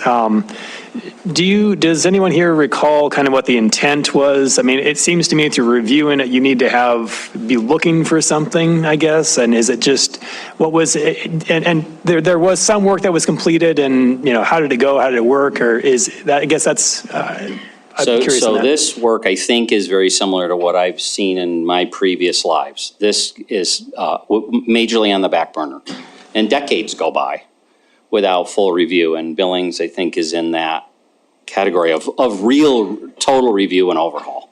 And candidly, as priorities change, I think the idea is an excellent one, as the mayor pointed out, a systematic way to keep up on making sure your ordinances are up to date. But it's a time-consuming one and a resource commitment to do that. And I think they were very well intended in 2016, and it just didn't happen with resource allocations to make it happen. I know a lot of departments did a lot of work, but ultimately it didn't get further than that, as other things were on turnover with the city administrator's office and other departments. And the other question then, or comment and more, I guess, was with the cost of services study. I guess I was also disappointed to see that there wasn't more support in staff. And I feel like our decision-making doesn't really reflect a really good understanding of how to make really good investments for our community and get a good return on investment for our taxpayers, and I think especially with regard to transportation and investments. And so I would urge, even going beyond just studying about how to fund the study, I would like to fund that, because I feel like right now, some of the decisions we make, it's kind of like a large corporation deciding to put a lot of their money into their least productive division, rather than we want it to be doing the most for us as a community, so that we don't have to raise taxes or that we can fund all these different priorities we have. And so I think that the cost of services study really is important that we can be much more strategic in making investments. Thanks. Thank you very much. Councilmember Neese, Tricky, and Joy. Thank you, Mayor. Chris, bullet point 1, as far as this, you know, I think this is staffing, and I don't think it needs to be here on that. I think that's something that I think we all agree that you would do this. I don't Yeah, anyway, but even if it stays on, I think there needs to be a time element on this. I think that's what lacks throughout. You can hear me say that. I think there's a lot of missing elements to get this done by a certain date. The cost of services study, everyone, we've been wanting this for a long time. And I think as the mayor said, we're not really sure. My initial understanding was, and you said something tonight that I was surprised, because you said you understand the cost of infrastructure and roads and things like that as far as what it costs to put in for system development fees and stuff like that. My understanding was we didn't have that narrowed down, and that's one of the reasons why we wanted to do the cost of services. But maybe we need to narrow this down to police and fire, because that's our public safety is our biggest issue. And if we narrow the cost of services study down to just police and fire now, we run through that cost of services study, we get that done. And then if we need additional services, then we go out for that. Maybe we're just trying to bite off too much to develop the cost of services. And so when we're looking at putting new developments in, subdivisions in, we'll have a good idea what we need to actually charge for the subdivisions going into those areas to be able to support the police and fire. Because that's one of the biggest things I've always heard from residents is, we're a growing city. Why do we have our taxes continuing to go up? Well, it's part of the densification or non-densification, because the developers build out an area and it costs us more to provide those services. And so I think that's where if we narrow it down and start taking this one bite at a time at different services, that's what they do with the water. They just do the rate study in the water and the sewer. Let's do that in just police and fire, and then move forward to that, take from them, move on to the parks, move on to whatever we need to move on next time. That would be my recommendation, to bite this off a little bit at a time. The next one, adopting the legislation priorities. What date do we need to have this adopted by? I mean, we need to have it done, well before the election, because people, I mean, if they're already elected, it's too late. And so we need to be talking to current legislators now on this. So when is this, what is the timing? I think this needs to have a timing date so that we can expect it to be done by a certain date. And I'm sorry, you're talking about the cost of service study? No, I'm sorry, adopted the legislator. I moved on to, sorry, 1, 2, 3, third bullet point down, sorry, yeah. Sorry, Mayor, I moved on to that.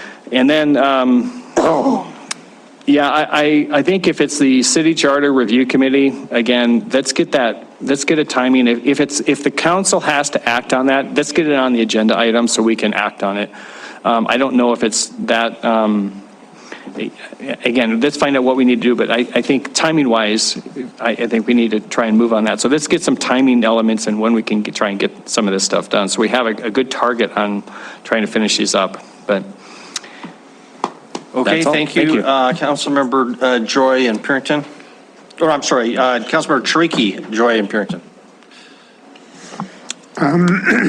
First, I want to say that I have absolutely no faith in the red dots. If you look at the fourth, I do not believe that there are 3 council members who do not believe that we need to replace PD1. I do not believe that there are 3 council members who do not think we should be working with the legislature. And I have absolutely no idea why there would be 2 people who think so strongly about digitizing our records that they would vote against it. So I think I have no confidence in the red dots whatsoever. The one thing I do want to say is that I was planning on later today beginning conversation about doing an initiative for how council can work with the legislature better. Because honestly, I think it's really on us to do that and not the staff. Obviously, the staff needs to be involved, but politicians should be talking to politicians. Councilmember Joy? Thank you, Mayor and Council. I guess I probably said this some years ago. The rubber meets the road when we get to the budget. We can sit and haggle or wordsmith over these, and we can talk about dots, but the rubber meets the road when you have to vote yes or no to include $230,000 for a cost of service study in the budget. The majority of votes were not there. It was cut. This hasn't been just talked about once, it has been talked about continuously. So if you're really supportive of a cost of services study, please be there at budget time with your yes vote. Thank you. Okay. Councilmember Purinton. Well, I'm going to address one of the things, Danny, that you made the comment about politicians talk to politicians. I've been hammering that one all year long because there are meetings that I know there's staff meetings that go on, and they talk to county commissioners, they talk to legislators, and city council members are not involved in those talks. So I have been hammering that point the whole time. I think that we need to be part of those conversations. And I don't know that it needs to be an initiative. I mean, I honestly don't know that. I think it just needs to be sent, a very strong message needs to be sent that that's what we do. And, you know, I've talked with Chris time and time again about that. And so I do talk to politicians, and I do talk to the commissioners, I do talk to the legislators, and I'm sure there's other people here that do the same thing. So at some point, we're going to have to get together and figure out what we've talked about and what we want to do. The thing that I was going to bring up that we don't have on here is number 4, 5, and 6. I'm not sure where those came up from, or where they came from. They came, I think, primarily from some of the discussion that was made at the retreat. I don't know anything about the digitize all essential records for proper storage and access. I don't know where that came from. I don't even know what it means. Improve the public engagement. I think that's why we hired a PIO. I assume that's what that is. I don't know. And improve the effectiveness of council work sessions. We've talked about that. We talked about it at retreat with regard to more informal discussions. The policy implementation, I'm not sure what that means at this point. And communications, we got a change, what I would consider a change in policy of how council is to communicate with city administrator and the city staff. And I think if there are some policy changes with regard to that, that the council needs to make those changes and to make it more effective for all of us. So, like I said, I'm not sure where those 3 came from, but I think those are things that can be hashed out at on a council discussion, and maybe some explanation of 5 and 6. I know 5 and 6 came up at the retreat, but I think there was absolutely no comment on the little board, because I took pictures of everything, and I don't know, I think we just wrote Victoria on there. So anyway, so that's my only thing with that. With some of those, I'm going to kind of agree with everyone that brought up different ideas. I do like the police and fire cost of study because I think that is important. I've already spoke about the legislative priorities. We need to be on board together with that before League of Cities and Towns gets involved with it, because I think that we could have an impact with League of Cities and Towns. Reviewing the ordinances, I know that that was starting to happen before COVID, and so whether or not and how that is done moving forward, I like the timeline, and it's, you know, per department. And then the Charter Review Committee, I think that was one of the things that we just, that was mentioned before, that we would just wait until we hear from Dan and do an education piece. So that's my deal on that part. Okay, council, I think we need to hear from our public, and so let's wrap up our discussion here. Move to public comment on our strategies that we've had our discussion with, this item number 2. If people would like to come forward, please do. Just ask that you keep your comment to... Oh, I'm sorry, Councilmember Tinswell, you sure? Positive. Because you're do it if you okay.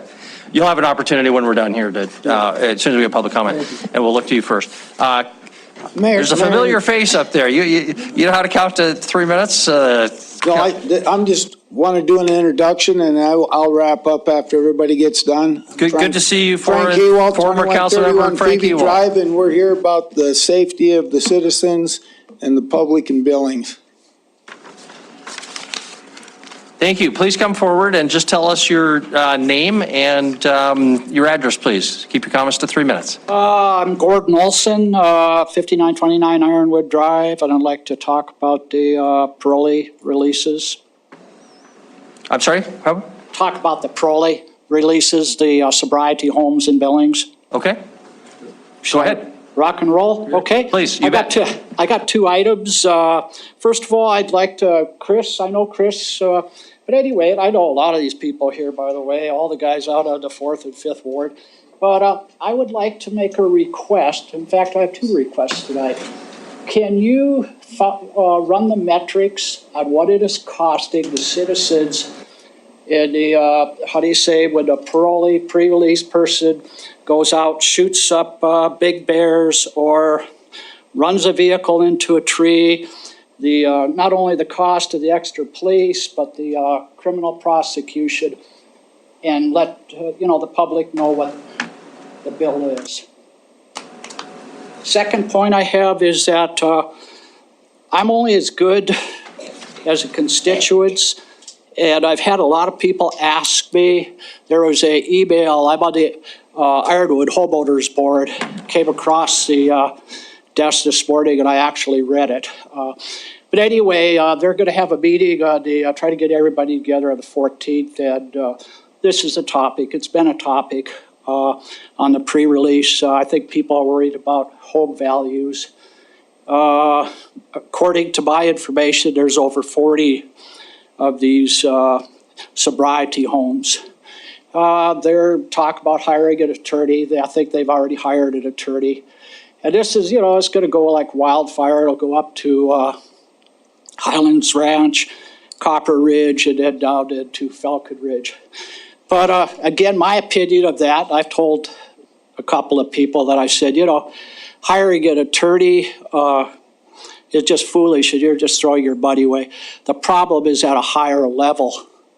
And I think what I'd like to say is that the problem is in you guys' hands. You're our government, and there's an issue here. People are worried. And I think I'd like to just close with that. Any questions? One last thing, I do have, I'm not a hardcore. I do have empathy. I do realize that some of these people are getting out and want to have made a mistake and want to, be returned back into society. But then again, my understanding is that we're dealing with some very violent Class 3 criminals, very violent, as evidenced with that wreck that they had. I don't know if some of that stuff I've heard is true or not, but it could be. But anyway, I do feel for some of these people. So, any questions?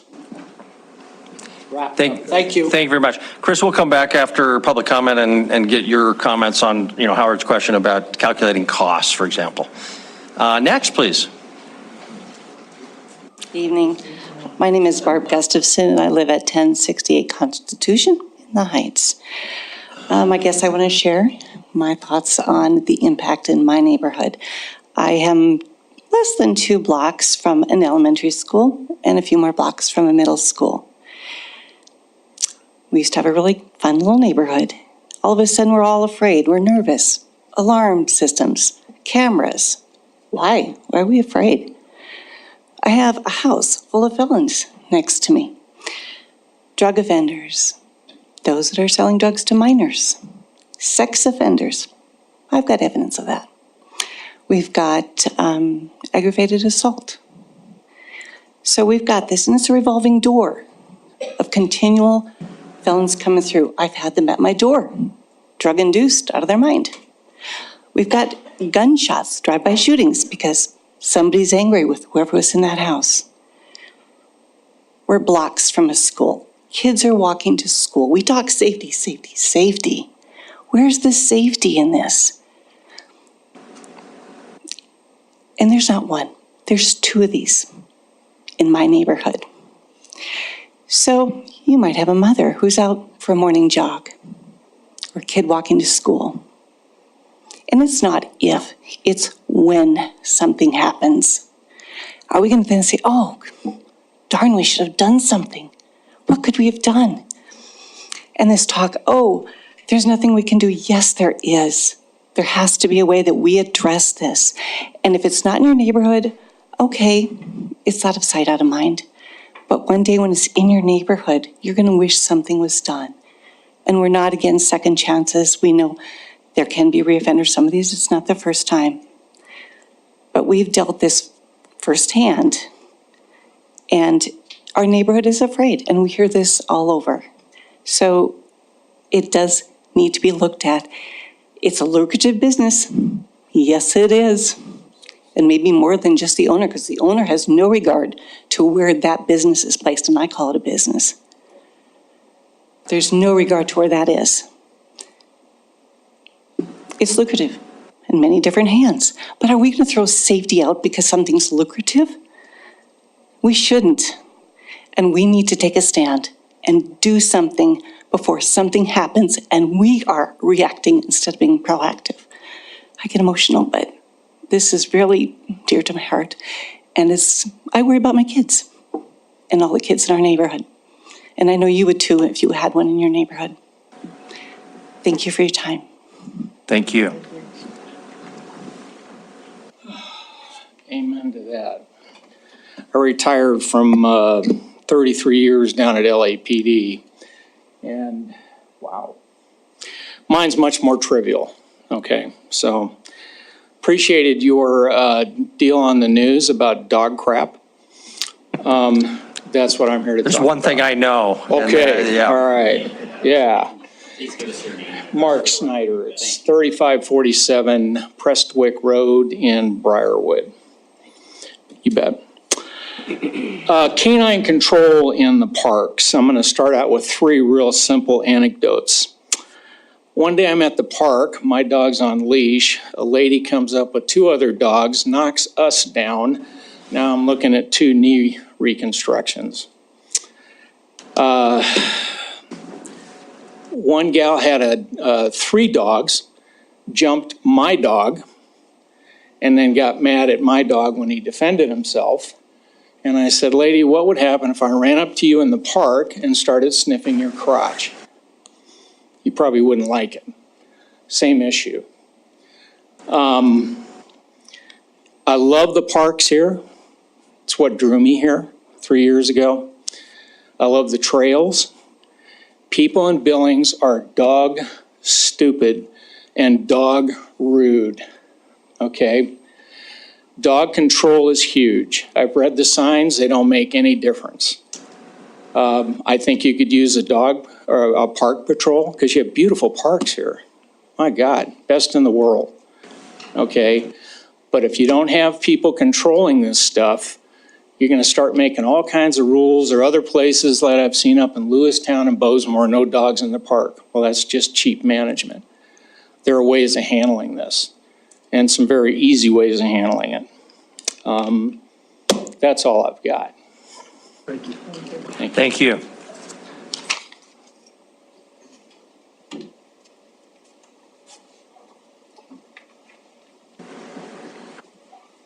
Good evening. Ryan Gustafson, 940 Blanco. I'm here to address what my mom just brought up a few moments ago. I'm an attorney here in Billings. Moved back to town in 2012, and when I moved back, I started hearing from some of my friends and colleagues about homes that were being used as sober living homes, but were oftentimes filled with employees for contractors, people sleeping in the garage and pushing as many people in there as they could, and it was a cash cow. And then one ended up next to my parents. Liquor bottles started ending up in their backyard. One morning at 8 a.m. on a Sunday morning, someone was knocking on their door. He was high. He walked across the street when they wouldn't let him in. He broke into a car where he was arrested. My father, midday, filmed a man committing a sexual act on the front step, which he sent to the police, and that man was arrested. And then someone drove by in the middle of the night and emptied a clip of a pistol into the front of the house. Now, I have a small child. My sister has 2 small children. We spend a lot of time over at my parents' house, as many people do in town. This is a serious, serious problem. Now there's 2 in their neighborhood. And I hear from my friends and colleagues and speaking with judges that now they're throughout town. I believe last estimate was over 60 or 80 of these facilities that are unregulated. We don't require any certifications. In fact, we spend more time worrying about where a bar is located within the proximity of a school. Yet we put these facilities right on the main walkway of where little children, there's an elementary school, as a kid, I walked by this same house every day during the school year because my parents made me walk to and from school. It takes a matter of seconds for a little boy or a little girl to be abducted. And when you have these types of acts that are happening, and the things I just told you happen within a matter of months, this is a serious issue. And there was some discussion, as we're talking a lot about public safety, there was a discussion about kicking the can down the road and putting it on the hands of the legislature. This body has the ability to make change now. Again, you can regulate these facilities. You can require them to be certified, to be overseen by certified bodies. This is something you can do and you should do, because when a child is harmed, you've got a few people here that showed up because they care and they want to be here this late night. And it's the national championship, mind you, big basketball fan, and I'm here. But when a child is harmed, this room will be packed. Please, please, please, please, please do something. Contact me, contact other people who care about this issue and are willing to help you make a change. Thank you. Thank you very much. When we're done with public comment, Gina or Chris, Terry Todd came and talked about a mechanism for requiring at least registration, if I remember right. Maybe we could get a little reminder of what her suggestion was on that element. So, on the sobering homes. Please, next. Ed Hostetler, 1305 Nutter Circle, Billings. December, the council had an initiative to write an ordinance to eliminate dumping parolees in the city of Billings by the Department of Correction. While I was sitting here this evening listening to council, observing, looking at things on the Freedom Shrine, and one of the things that caught my eye was the Declaration of Independence. It's all about grievances against King George. And what was the result? The founders said to the king, take a hike. We're independent. We don't have to listen to what you tell us. We're independent. We're going to do things our way. So the council initiative asked the staff to draft an ordinance. Administration says, we can't draft an ordinance. It's against the state law. Well, I think it's time for this council to tell the Department of Correction, take a hike. Thank you.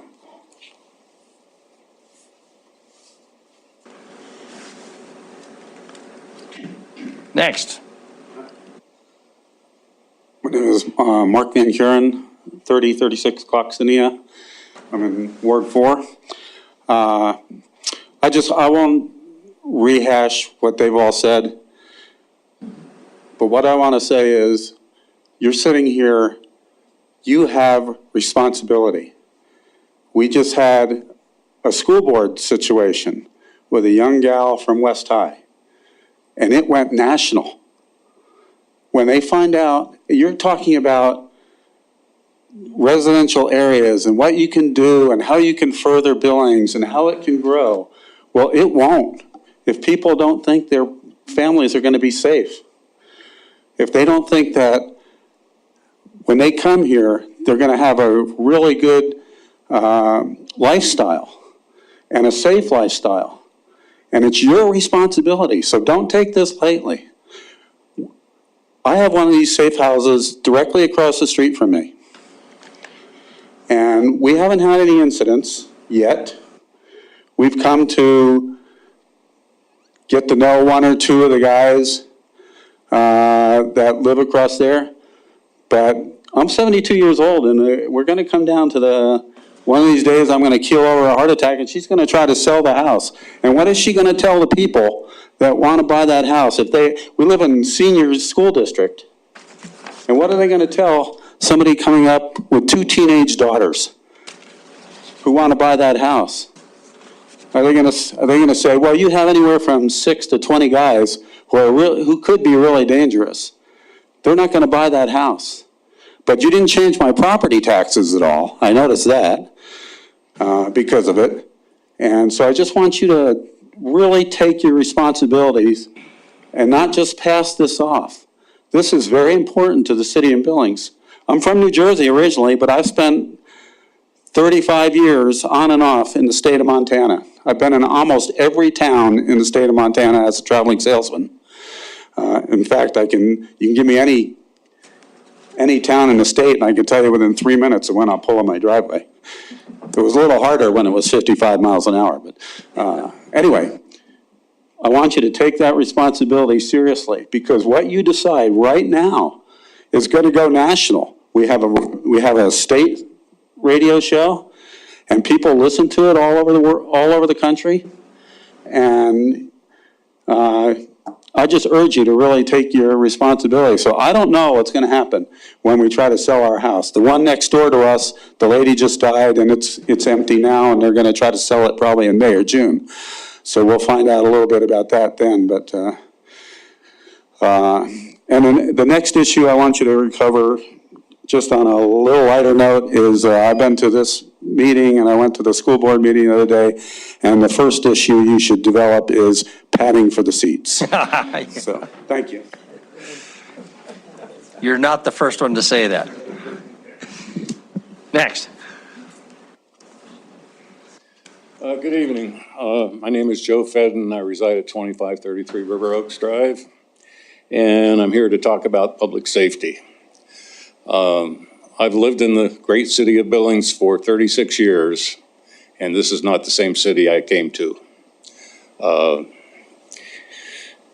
And thank God we have a good police department, but without one of these parolees, who are mostly felons, coming to Billings, the police would still have their hands full.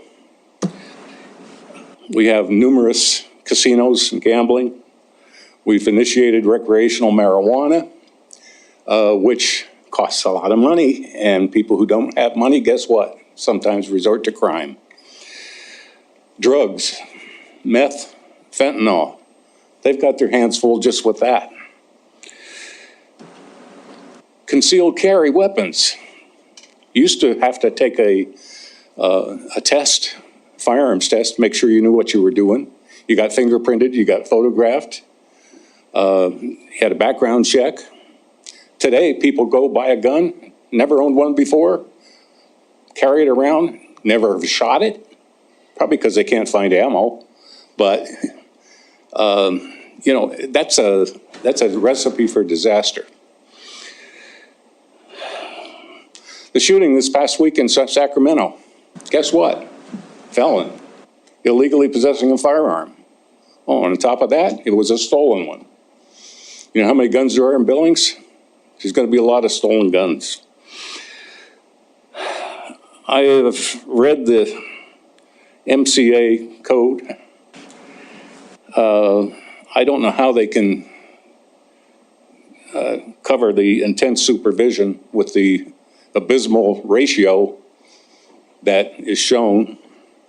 And I would like to recommend that the city, whether it be the council, city staff, the city administrator, open up some type of line of communication with the Department of Corrections to see what can be done if possible. If there's any line of communication there at all, or cooperation in understanding how overloaded Billings has become with these felons.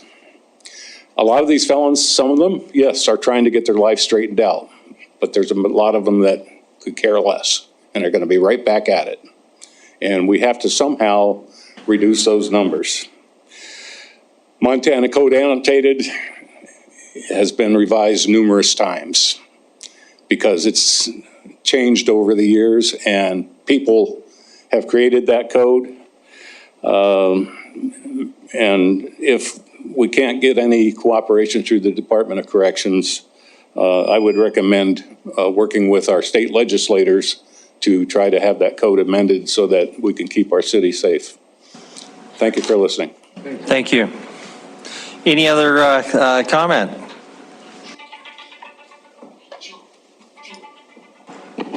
Mayor Ming Cabrera, 1734 Poly Drive. By the way, if you didn't go to the mayor's language dinner on Saturday, it was wonderful. Thank you, Ann, for everything he did. That was a wonderful dinner. Because we had some great table hosts. They were very good. By the way, let's try something. Let's try something that is probably abnormal that the city council can do. Let's set the quota at 200 to 300 new felons to the city of Billings. We're getting 700 of them a year. Recidivism rate is 30% to 80%. That's why there's a lot of people here. Last week, I was here talking about another issue, but the poor guy came in here crying to the city council, and all I did was about the safety of his place on 37th Street. And I said, I'm sorry, there's nothing I can do for you. And I don't know if you guys can do anything for him, but we can start with trying this quota. Quota the amount of parolees allowed into the city. And if they object, the Department of Corrections, so be it. Let's start the debate. There's nothing wrong with the debate. If you've been to Heights Task Force, you know we love to debate up there. Okay? And sometimes they're not very fun, right, Jennifer? So, but here's the point I'm trying to make is I'm losing another secretary to the Heights Task Force because he's tired of the crime. I don't have nobody to replace him. I don't even know if I have anybody to help us in the Heights Task Force because we don't have any community involvement anymore. And one of the things that he has complained about was the fact that we don't seem to listen about this safety issue that we need to. But if we put something on the table that's way out there, and I'm always like that. Let's start with 30. Let's start with Castle Rock, something like that. Try to get it done, and we move forward. Ex-Councilman Frank Wewell talked about it, and he said, you know what? He's been working on this since November of last year when I first talked to him. He said, and here I'm coming from a person with a heart. I think I am. I'm not really ultra-right, but I'm really middle of the road. I really worry about these people. But when we are at this point in our juncture that nobody is listening to what we need done, I'm a person that feels that we got to try to get it done. So I've talked to some police officers too. And they said, don't tell them my name, but I can tell you where the problem is. It's in these homes. They have the problem with the quotes of parolees coming in here and then failing. And they fail miserably. So listen to what they said last week. Listen to what they've said here this morning, this afternoon, and let's just move forward. It's on your goals. Let's move forward. Let's debate it and see how far it goes. Thank you. Thank you. Any other further comment on item number 2? Please come forward and just. That's okay. No, that's fine. Just need your name and address. I'm Joanne Kursich of 2744 Gregory Drive North. I do a lot of things, master of none, but a lot of things I've done. I started Softies. I taught school here for 27 years. PE for the elementary program. I ran the Elks for 12 and a half years as a volunteer. Bartended, they didn't know I bartended and I don't drink. So I can give you some of my situations. Up where I live at 2744, we have a cul-de-sac. And we police that, my neighbor and I. We have kids up there. We have people up there partying. One day I even saw a kid fall off the rims. I could hear him, but I couldn't find him. So I'm worried about that. The cul-de-sac. One time last spring, they had a fire up there. Thank gosh that one guy had sense enough to call the police. Came down here to D.A. Davidson one day, and I was accosted. Well, Lord help their soul, because I grew up in a ranch, and I can defend myself without anything. But I bought this for my girlfriends. It's a beeper. I can pull it, and it's owie. Put it back in. There's a flashlight to it. But I also have a taser, and I know you consider that maybe a legal weapon, but it's not. It will shock them, but it will not hurt them. But at D.A. Davidson, I came out, headed for the car. I was too close to the car, couldn't get back to there, and I wanted to be a lady which I don't have to be a lady because I'll whip their butts. And I got to the car and he grabbed me and I said, "You don't want to do that, guy. I'll put you on the floor right now." I did my own bouncing at Softies. I did my own bouncing at the Elks Lodge. I am appalled because I've even had to deal with one of the parolees. And every police officer knows the gentleman, Asa Campbell. He got out of early in a pre-release from Deer Lodge, and he bought a business, a gutter business. He bought the best one in Billings, and I know because I grew up with the kid that he bought it from. And they moved to Idaho to be with their daughter. And he rented from me. Guess what? He destroyed my place. He kicked in the back. It's awful. I own property. I know Todd, the code enforcement officer, very, very well. He'll call me and say, "Hey, Joanne, we got a problem. I'll settle it. Don't you worry about it. I'll take care of it. I'll get to it." If you want to see him, I bought one for every one of my friend. Everybody at AC's or Malin's getting one. But we've got a problem, a bad problem. When they accosted me, I let them have it. So I don't want to be down there sitting in that jail saying, "She beat me up," when I'm looking at somebody that's 6 foot tall. Thank you. Good for you. Thank you. Thank you. Any other public comment on this item? Councilor Rewalt? Do I got to state my name again? We know who you are. You know who I am, you know where I live.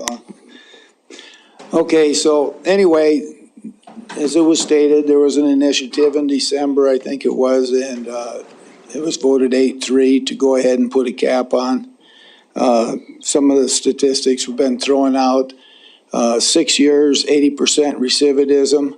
So these people that come here, in 6 years, they go back, they go up for a little while and they get pre-released, they come back. It's just a revolving door. We've been quoted the Montana code that lets DOC assign these people wherever they want to assign them. But there's a little subsection to it that says it has to be under intense supervision, and I don't know what the state considers intense, but it was in the paper about a month ago. There's 2,600 of these in Billings. There's 45 parole officers. That's 1 to 57. To me, that's not intense. Most of the people that get in trouble in Billings, they've already left where they were supposed to be staying. People didn't know where they were, and then bad things start happening. It's, as far as our effect on Billings, the very first thing is safety. That was talked about several times tonight. Sense of security. You ask people why they don't go downtown. The very first thing they say is they're afraid to because of security problems. And then the image of Billings. I don't know how many of you were at that public safety meeting in the Doubletree last fall. The meeting was started out with this statement: Billings is the most crime-ridden city in the state of Montana. Boy, that made me feel good. I don't know about the rest of you, but talk about an image. The money. As long as they're locked up at Deer Lodge and DOC, everybody in the state gets to pay their board and room. As soon as they're pre-released or paroled, and they're sent to Billings, guess who pays for it? I was watching the stuff on there on the priorities and how are we going to pay for this? How are we going to pay for that? Well, maybe if we got a few less pre-releases and parolees coming to Billings, we'd have a little bit more money to go around for other things. It's not cheap having them come here. Danger to the police officers.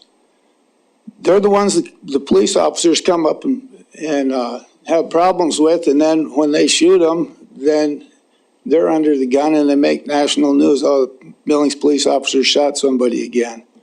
These are the type of people that are getting released. Now, sure, some of them turn themselves around, but 80% in 6 years, let's say that's 20% that turn themselves around, but it took 6 years to get that done. and then the revolving door just keeps coming. It's a drain on all public safety in Billings, the ambulances, the fire department, the whole works. Increased amount of taxes. We had a public safety last year. We had a public safety year before.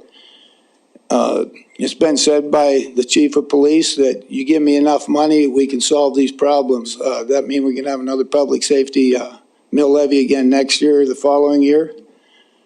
It's hard to say, but the question was asked at the public safety meeting at the library, is there a state law or code that would prevent Billings from putting a cap on the number of pre-releases and parolees coming to Billings? And the DOC, head of DOC, Brian Gookin, and I think it was Mr. Zink from the assistant county attorney, both in unison, says no. There's no such law or code that would prevent us from doing that. So all I'm asking is, in 2019, there was 680 plus that came to Billings. There was 8 that went to Bozeman. So let's take an average and settle for that number and put that cap on. That would be a great start. And let's start improving the image of Billings. Let's follow through with that initiative that 8 council members voted for. I don't know how many of them are still here that did vote for it out of the 8, but we need to do something. It's not the town I moved to 43 years ago either. So thank you for your time. Thank you, Councilman. Any other public comment on item number 2? Don't see any, so we'll close public comment period. Council, we need to do wrap up here on this item. Councilmember Purrington. One of the things that I did learn about the pre-releases is that with the recidivism rate being as high as it is, that if they go back to jail, they go back to our jail. And Billings pays for that until they've been adjudicated again. So the cost is almost double for us, because with our police force having to do whatever they do well, then they put them in jail, then it's on our dime. And that is another issue that I think a lot of people don't realize, is that it is on the city's dime until they've been adjudicated again. And if they serve time in Billings, or if they're sent back to Deer Lodge. So I agree. I thank all of you for being here and sharing your stories, because there is an issue here. And I think that not only does Billings, but the state of Montana needs to get a lot tougher on crime. And you will hear that from many law enforcement, federal and state law enforcements that agree. So now we need to get our legislators to agree as well. So thank you. Thank you for being here. Thank you very much. Chris Howard's left, but he did ask a question about, basically he was asking whether staff could dig out the cost of crime numbers. I don't know that we have that in any sort of package, and it certainly could be a very expensive process, but I wanted you to have a comment or an opportunity to comment on that. And then also, since there was a lot of discussion about possible legislation involving sobering homes, we did have a specific recommendation from one of the good operators, Terry Todd, about a registration system, and I forget where we left that. And if either of you had any comments about that, I just wanted you to have an opportunity to do that. But if you could just address those 2 things quickly. Happy to try, and please, I know all of you know this, and there's been nothing we've spent more time on than this issue over the past 3 years, for good reason. And yet I fully appreciate the urgency of it, and especially when something is happening in your neighborhood. The city has not sat back. I've had over 75 to 100 presentations and public dialogues and discussions over the past 2.5 years about these problems. I'll summarize it to say, this city, we're not perfect at dealing with this, but we're taking this extraordinarily seriously. And we are communicating at the county level, and I'm just going to say candidly, not at all levels of the county are they as engaged in this conversation. County attorney's office is, but I don't think others are.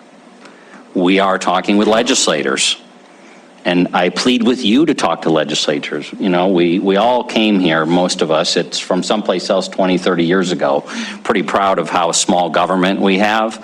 Well, this is the first town I've managed where I really see how the small government is unbelievably naive to what the state has done handing us their crime problems. And I'm not suggesting we should have big government, but we saw with our peer review, because we weren't afraid to do that. We weren't afraid to have a peer review of our systems and have someone tell us how we can be as efficient and effective as we can be. All that stuff we're working on implementing. To cost, the closest I can get, and I think it's, I tried for, we played a lot of phone tag with some local, with a local university. So I'm just going to use, this is out of Iowa State University and the University of Miami, and I'm going to call it good enough. So data on the cost of violent crimes to your local community. Aggravated assault, which is by far the most numerous of the violent crimes. I think Chief St. John has told me we're probably 90% of violent crime, 80 plus, 75 plus is aggravated assault. Each aggravated assault costs the local community holistically between $136,000, according to one study, $184,000 apiece. That's not a conversation I've ever heard in 22 years in Helena, Montana. They're just comfortable pushing off somebody else and not increasing anything they spend on services, and we've supported that politically for decades. Robberies, this is huge spread. I don't know what the difference here, 53,000 to 400,000, so not sure what the difference there. Rape, 307,000 to 570,000, and murder, 11 million to 22 million. But all those numbers are astonishing. And they haven't been the driver, but I think all of us seeing victims, being tired of seeing victims, being tired of seeing our crime rate climb above national averages, have committed ourselves to getting back to at or below national averages. And we need partners to do that. And we're committed to that, including conversations with the governor's office. We've been having those. And it's Montana being Montana, we get to talk and know who runs the Department of Corrections. His name is Brian Gutkin. He and I worked together for 15 years together. So we have partners there, but that doesn't mean there still doesn't be a ton of political pressure that needs to be applied at the state level and local level to do things. So that was the cost. I'm sorry, Mayor, got off the track there. The second item you wanted me to touch on? Terry Todd came with Gratitude in Action, made a presentation to us with a suggestion for possible statutory legislative change. And as I recall, there's actually a bill draft in the process requiring sort of registration process. I forget the details. I just want to make sure we're involved with that, at least supporting that or tracking that. So on the sober living side, we would love there to be local authority to do things. Our last review from our former city attorney, it was extraordinarily limited on what he believed we could do in the state of Montana, which is why we're having direct conversations with legislators who have committed and seem as interested as we are as to fixing this problem. And just recently, I think as the last 2 weeks, had representatives out of either the state of Tennessee or the state of Florida testifying at the state hearing, because those are two states who have found a mechanism without being in violation of fair housing, because we are talking about a protected class. Whether you and I like it or not, disabilities, including addiction, is a protected class. I worked for the city of Kalispell, took it to the Supreme Court, got spanked hard, and spent 7 figures for not respecting a protected class issue. And then in Bozeman, we went to federal court about not respecting that was not protected classes, that was fair housing issue. So we have taken this, that our best path is not to sit back and not do things. We've got communication links of reports so that we can try within code enforcement to try to have higher levels of accountability, but it really is in the legislation that several legislators are working on to give authority in Montana for communities to go much further than where we can go today. the statements are correct. There's little to no regulation on anybody or preventing someone from buying a house and using it for this purpose.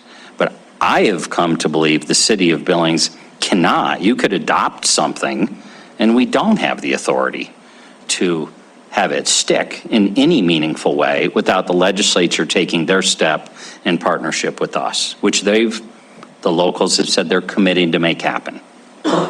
And so we continue in dialogue with them to do that. Sorry, I don't.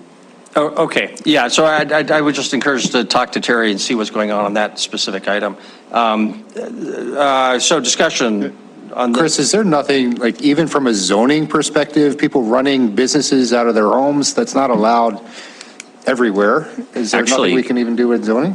I don't believe so. Protected, there's certain size and capacities of housing, no, you can't discriminate on those bases. I just can't start running a hotel out of my house. Correct. You can't just start running a hotel because there's not a protected class of running a hotel or who stays at your hotel. Well, it's also just a rental. You can rent your house. You don't need, in any of our residential zones, that's what these are. These are rentals that, from a zoning perspective. That's not to say there aren't other issues, but you can rent your house. Unless we change that, but I don't think that's going to happen. Okay, Councilmember Tricky, and again, we want to wrap up, Council, when we haven't dealt with the quad, and I think we need some clarification about whether you even want to deal with the quad tonight. So, Councilmember Tricky. I'll just throw in one thing about the sober living housing thing. The mechanism that the state of Tennessee basically came up with was that everybody that's doing it needs to be part of a nationally regulated industry organization. And I suspect that that's kind of the direction that the state is going to end up going in as well. I do want to thank you all for coming here today. Your message is an incredibly important one. I've been saying it myself for 4 years that we need to do something. I believe the council and the city is doing quite a bit. What I ask you to do is to take the same energy that you brought here tonight and talk to the legislative candidates and the people who are in the legislature, because there is so much more that can be done at that level than what we can do here. Just a couple of examples are, adequate funding for the number of parole officers we need for the people that are being dumped here. It doesn't even necessarily have to be here in Billings. There needs to be an adequate number of parole officers for all of the people that are being let loose across the state. And another one that is, well, I could go on and on and on. I have a huge list of things that are in my mind about this, but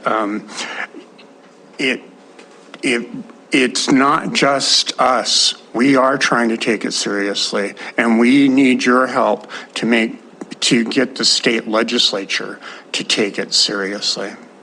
Thank you. Thank you. And that was the Terry Todd approach, is that requirement of a national licensing or connection to that organization at the state level, but maybe we could also require something like that locally. And that has absolutely been what I understand to be the foundation of what the legislation is to do. Terry sent us copies of that legislation, if I remember right. So. And we testified at that hearing, just so you know, in fact, it wasn't in last week's weekly because the attachments didn't work, and I was smart enough to figure out on a Saturday morning how to make them work. So in this week's weekly, you'll have the presentation that Karen Tracy gave to the committee and links to that work there, and that's where I believe the out-of-state legislator testified to that committee as to what could be done at the state level to help us here, both at the local level and their level. And it's not please don't hear us say, oh, we're passing the buck, we don't have control. We probably implemented 100 of 150 recommendations from the peer reviews. We are working every day implementing the recommendations to try to make Billings a safer community. Thank you, Councilor Bernice, and we'll try to wrap up item 2. Thank you, Mayor. Chris, I think we also heard about the DOC limitations, and I think we do need to move on that. It's a priority, but we can't move without the data. And so it's very, very important to know what is considered highly supervised for parolees, so that we can say if it's 20, if it's 10, we can just multiply by how many parole officers we have here, and then create the draft ordinance for that and get it done. I think we need to move forward on that, but we are, as a council, are waiting for staff for that number. And if we can know what that number is, a recommendation, just like we did all the other ordinances, staff gave us recommendations of how to create these ordinances and different, for the marijuana ordinance, the cost, what it would, how many code enforcement officers we need, things like that. They can do that. We need to be able to have that data. I think this is what this is holding up. If I knew what that number was, I would request that we move forward on that number. Councilor Neese, are you suggesting we would then hire parole officers to provide those parole officers? No, I'm suggesting that that's the limitation, that's the quota that we talk about. I mean, just a quick number, if it was 20, we would limit to 900. But I don't know if 20 is a good number or not. Okay. And so and then we would tell Department of Corrections, that'll be an interesting legal analysis. It would be. I'm not optimistic personally, but but we need to get that tied down legally. Councilmember Joy.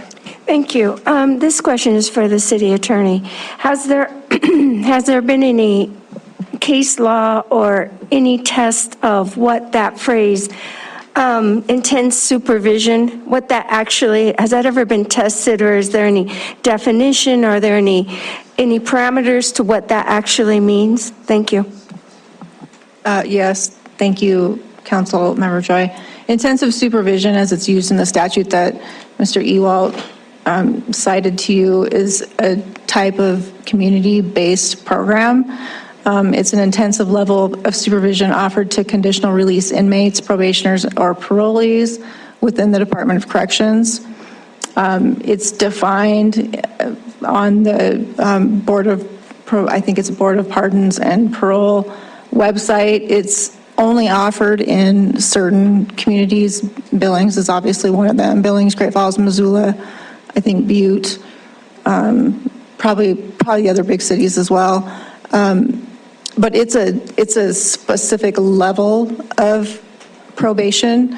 There are many levels of probation that probationers and parolees and conditional release inmates are being supervised under. An ISP program is what they call it. That's one of the highest levels, and it doesn't apply to all probationers and parolees that are in the community. It's a specific program in and of itself. Go ahead. Thank you, Mayor. So I just wanted to, that is within the Department of Corrections, is that correct, that this intensive supervision is actually, so it doesn't actually have a number, say, the number of parolees to the number of probation officers. It doesn't have a number that says they shall meet X times a week under this type of supervision. It doesn't have the kind of data that we could say, if this person is in our community, then they're being checked on every 2 weeks. Or if they're in our community, they're visiting a parole officer X number of times. There isn't anything like that we could learn about? Thank you. I don't have my hands on the requirements of the ISP program, but a probationer or a parolee who is currently on the ISP program would have such parameters. Their probation officer would say, you have to check in with me 3 times a week or 3 times a month, or I just simply, I don't know what those parameters are, but yes, that person on the ISP program would have an intensive level of supervision, that they would have to be continually checking in and continually doing whatever it is they're required to do, that somebody on a lower level of probation, maybe has to check in once a month or not check in at all. So there are those guidelines. I just don't know what they are. But I suppose that somebody from DOC could outline that for us or provide that. I just don't know where we would get that exactly.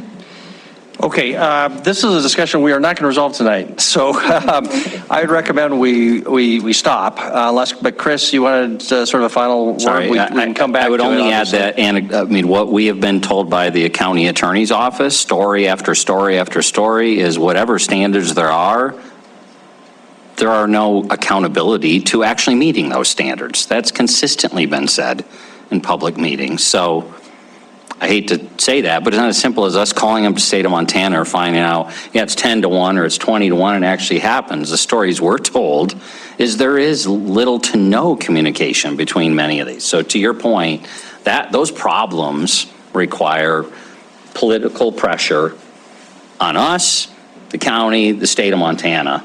And in this case, the city has no direct role in how the Department of Corrections functions and operates, other than we're dealing with their consequences. Yeah, and I would just encourage us all to go back and look at Brent Brooks' memo. I forget what it says and does not say. Obviously, this inferior body, the city of Billings, cannot tell the Department of Corrections it's a superior, the state law that controls us, what to do. But maybe we could, based on some criteria, establish our own licensing requirements and say, hey, the first 10 sobering houses we will license, but if you don't have a license, you can't operate through some sort of a land use mechanism. But I'm assuming that was the sort of thing that Brant's email or memo might have covered. If it doesn't, well, we may need to continue to dig down into our legal options there, because this problem is not going to go away. Looks like Gina wanted to comment on what I just said. Is that true? I was trying to separate in my mind if you were talking about the cap on DOC probationers or the sober living homes, but I discerned that based on your comment.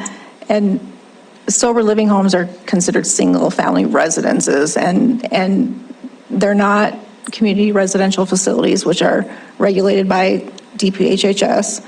Those can be regulated. They are regulated through state law and through zoning. The sober living homes are, like I said, considered single-family residences. And so the city can only impose the same restrictions on those homes as it would on any other single-family residence. There's been the joint statement issued by, I think I've circulated that to most of council, a joint statement from HUD and the Department of Justice that indicates it would be discriminatory to impose restrictions or additional conditions on group housing for persons with disabilities that are not imposed on other groups of unrelated individuals. And like Chris said earlier, because the definition of disability does include drug addiction and alcoholism, those who live in sober living homes are the protected class. So that's kind of where you can't place land use restrictions. You can't place other kinds of conditions or restrictions that you wouldn't be able to place on any other single-family residence. That's why we are continuing to work with the legislature on this accreditation bill. Okay, thank you. would have some authority. And if there are people in the public, lawyers out there who have a different view or good ideas, please put it to us. Ming, sorry, we've closed our public comment, but please feel free to talk to us after the meeting. Councilor Trickey? I have a motion. You have a motion. Okay. I move that we, I forget the right word. What I want to do is take the obligations and expectations conversation and have it move to the next available slot in a working session. For the quad shooting, the quad discussion. Yes. Yeah, okay. I'll second. All right. Okay, the motion is to delay discussion of the quad until our next work session. Is that correct? And made and seconded. Any discussion? If not, all in favor, please say aye. Aye. Opposed, nay. That motion passes. We sort of changed or addressed that. Okay, council, I think we're done with item number 2. Item number 3 is just an update on any upcoming agenda items. Chris, you want to give us a heads up on anything that we should be paying particular attention to?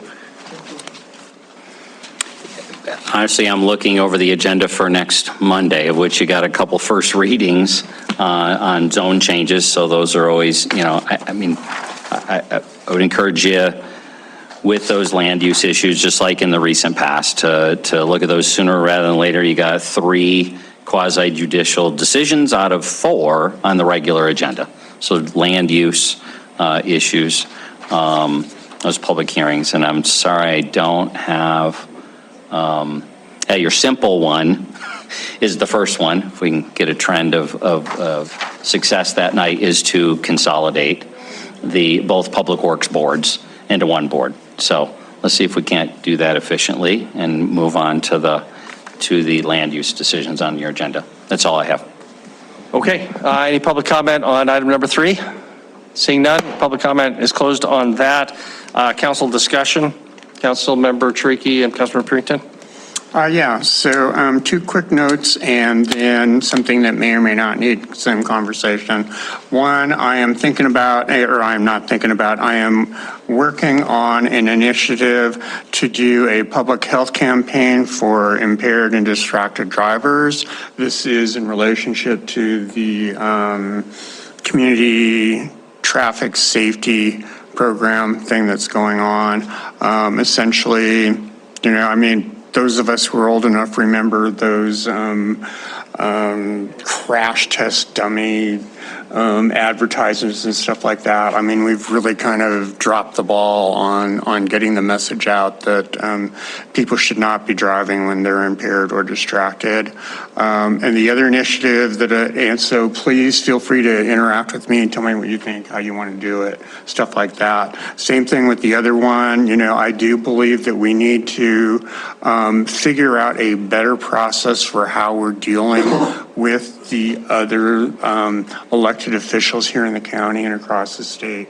I have no real idea at this point of exactly how it would look or what it would look like, but I do know that if we don't talk about it and figure out a process for it, we're going to just continue spinning our wheels on it.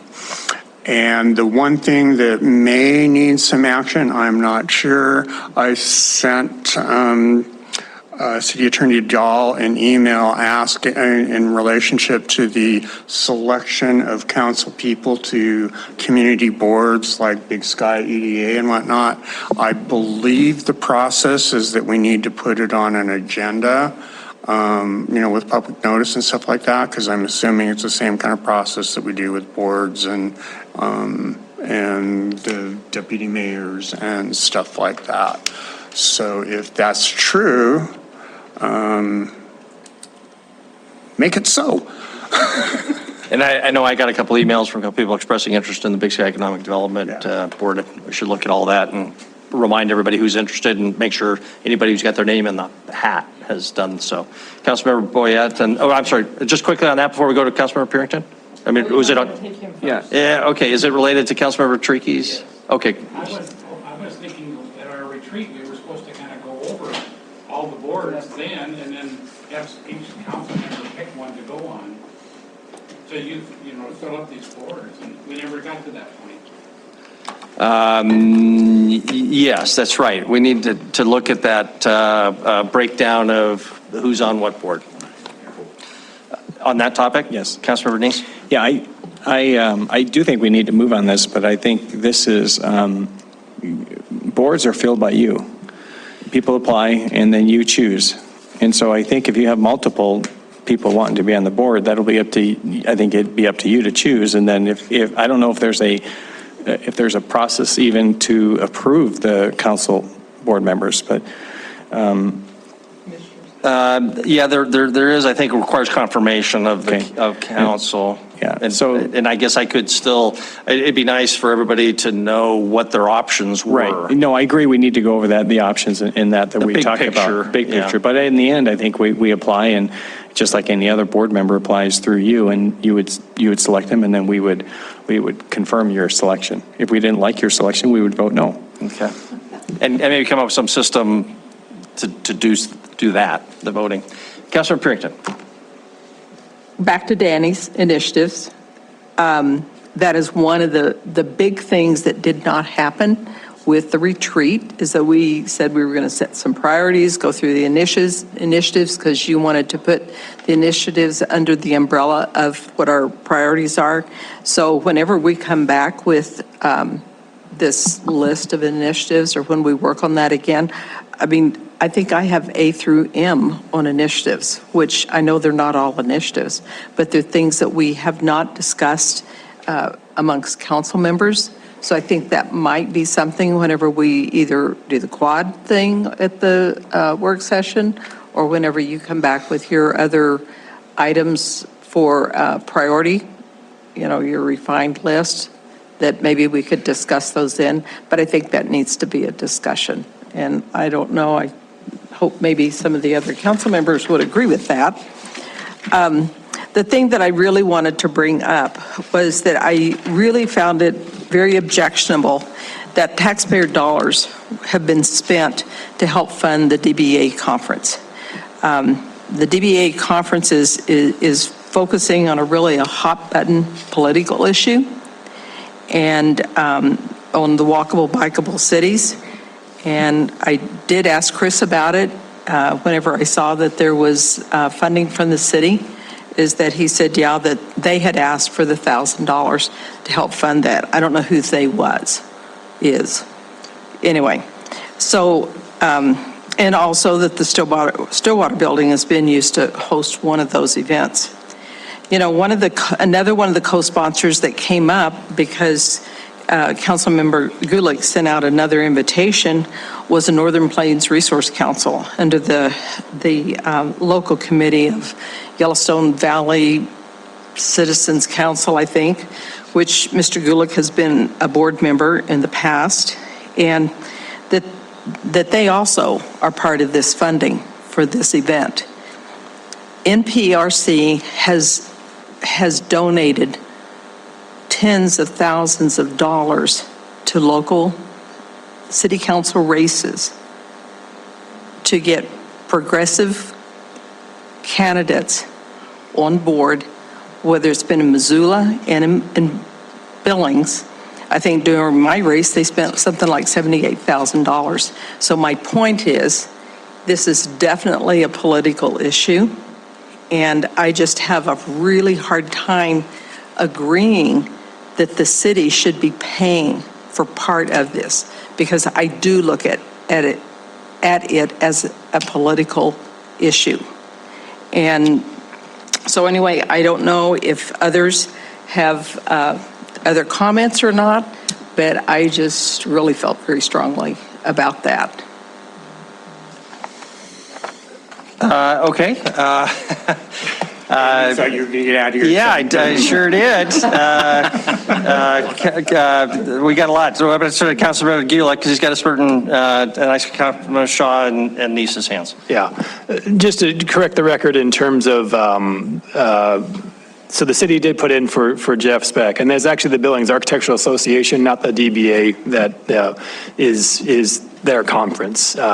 Now, the DBA, Big Sky Economic Development, the Chamber of Commerce, and Yellowstone Valley Citizens Council, the city, all of these entities have put in to help bring Jeff Speck to town.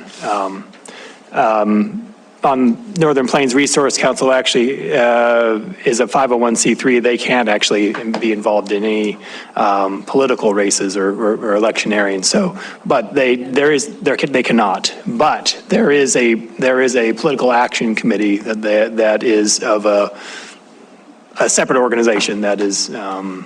So, but, you know, but in terms of correcting the record, Northern Plains has not put in any money into any races.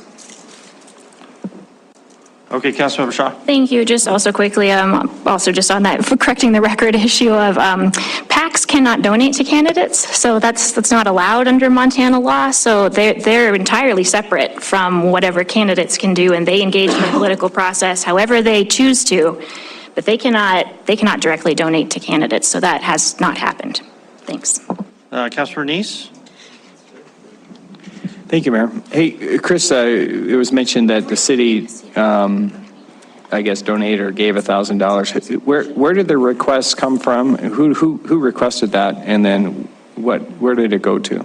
Sure. So in participating on the planning committee, I made a decision to contribute $1,000 towards these folks being in town with the notion that I pay and agree for planners, engineers, staff, myself, to attend conferences where we spend a couple $1,000s or hundreds of dollars per in flying across the country, attending things, where if for $1,000 I was going to get to have upwards of a half a dozen, 10, 12 staff members able to listen and learn, I saw that as a good investment for that information to be shared. So that's the premises I use to say, yeah, I think this is worth us, me making sure that they were here to do it and that my staff would be able to have that kind of access and learn. And just like me attending ICMA with the pandemic, it's been a few years, I don't agree with every keynote speaker's comments or every book, but I leave lots of times, probably out of 3, I bet 2 or 3 of the 5 keynotes, I walk away then reading their book and better understanding something critical about local government. So that was a decision I made. It came out of conversations, I think first with the Walkable Cities prep for having him, sorry, I'm not remembering, Jeff Speck here. Okay, so it wasn't requested after discussions through committees, you decided, and you thought, again, I think you explained yourself that you thought it was good for the city, so, all right, thank you very much. Thank you very much. Councilmember Owen Trickey, and then let's go to public comment on agenda items and adjourn. Councilmember Owen. I just want to be brief. The amount of money isn't objectionable to me. It's an inconsequential amount of money. But I think still, even tonight, puzzled as to whether or not this is an official city event, whether or not we're considered actual sponsors of this event. I don't understand that. And I think it should be presented to council that this is something the city's sponsoring, endorsing, getting involved with. I appreciate a robust exchange of ideas. I love it. But I have concerns about us ambling in this direction without being very intentional about it. I expressed some of those when we had the great presentation by Councilmember Gulick. And I think if we're going to look at these ideas intentionally and seriously, we should be serious about it and really actually debate this head on and not just sort of back our way into sponsoring this, sending staff to that, and then all of a sudden having a policy sort of read into the DNA of our community that hasn't actually been fully and frontally debated. So not worried about the money, but I just think as a concept, if we're going to talk about this, then let's really talk about it and let's have opposing viewpoints and real serious consideration. Thank you, and Mayor, if I could just offer one comment. In no knowledge, and maybe that was a failure on my part, to think that what we were participating in is somehow getting and funding political differences of who's running for office locally. That was not the intent here in any way, shape, or form to put city money in for or against any of you who are running for office. It was exclusively around the opportunity to hear these gentlemen and learn their perspective on local government policy decisions. Sorry, thank you, Mayor. Yeah, no, Councilmember Trickey. I did want to say very clearly that yes, it's possible to take any issue that you possibly want to and turn it into a political cudgel. Absolutely possible. I will also say that when I was in graduate school back in the 1980s, many of the basic concepts and ideas that are being expressed in these books were being taught. And not only that, a lot of the work that went into a ton of research and work has been done in both economic development and I can't remember the other area I wanted to mention that supports a lot of the stuff that's in here. Absolutely. These two books are both much more aimed at the public consumption level, so they're much more touchy-feely or whatever you want to call it, and they're not hard data-driven stuff. But there is a ton of hard data-driven stuff about how we build cities matters and how the direction that we took in the 50s and 60s has had long-term consequences for where we are today, which are resulting in where we are today, including how we finance the police department. So I personally see nothing political about this at all, largely because I've read a lot of the research that this stuff has been based on. So unless you want to say science and urban planning is political, I will have an issue with that. Okay, let's wrap up. Sometimes these things are political, but we don't have to be afraid of something just because it's political. Do we still have Kendall Cotton on the, coming down the pike? Is he at the Frontier Institute? Is he on our future work agenda? Yep. Okay, just a reminder, he's our past campaign manager for Matt Rosendale, if anybody is listening out there. So I'm not afraid of that. I think that's great. So anyway, public agenda or public comment on non-agenda items. Anything that wasn't on our agenda for discussion tonight? Don't see any, so we'll close the public comment period and we will adjourn. And Megan, feel free to come forward. We're sorry we... Recording stopped.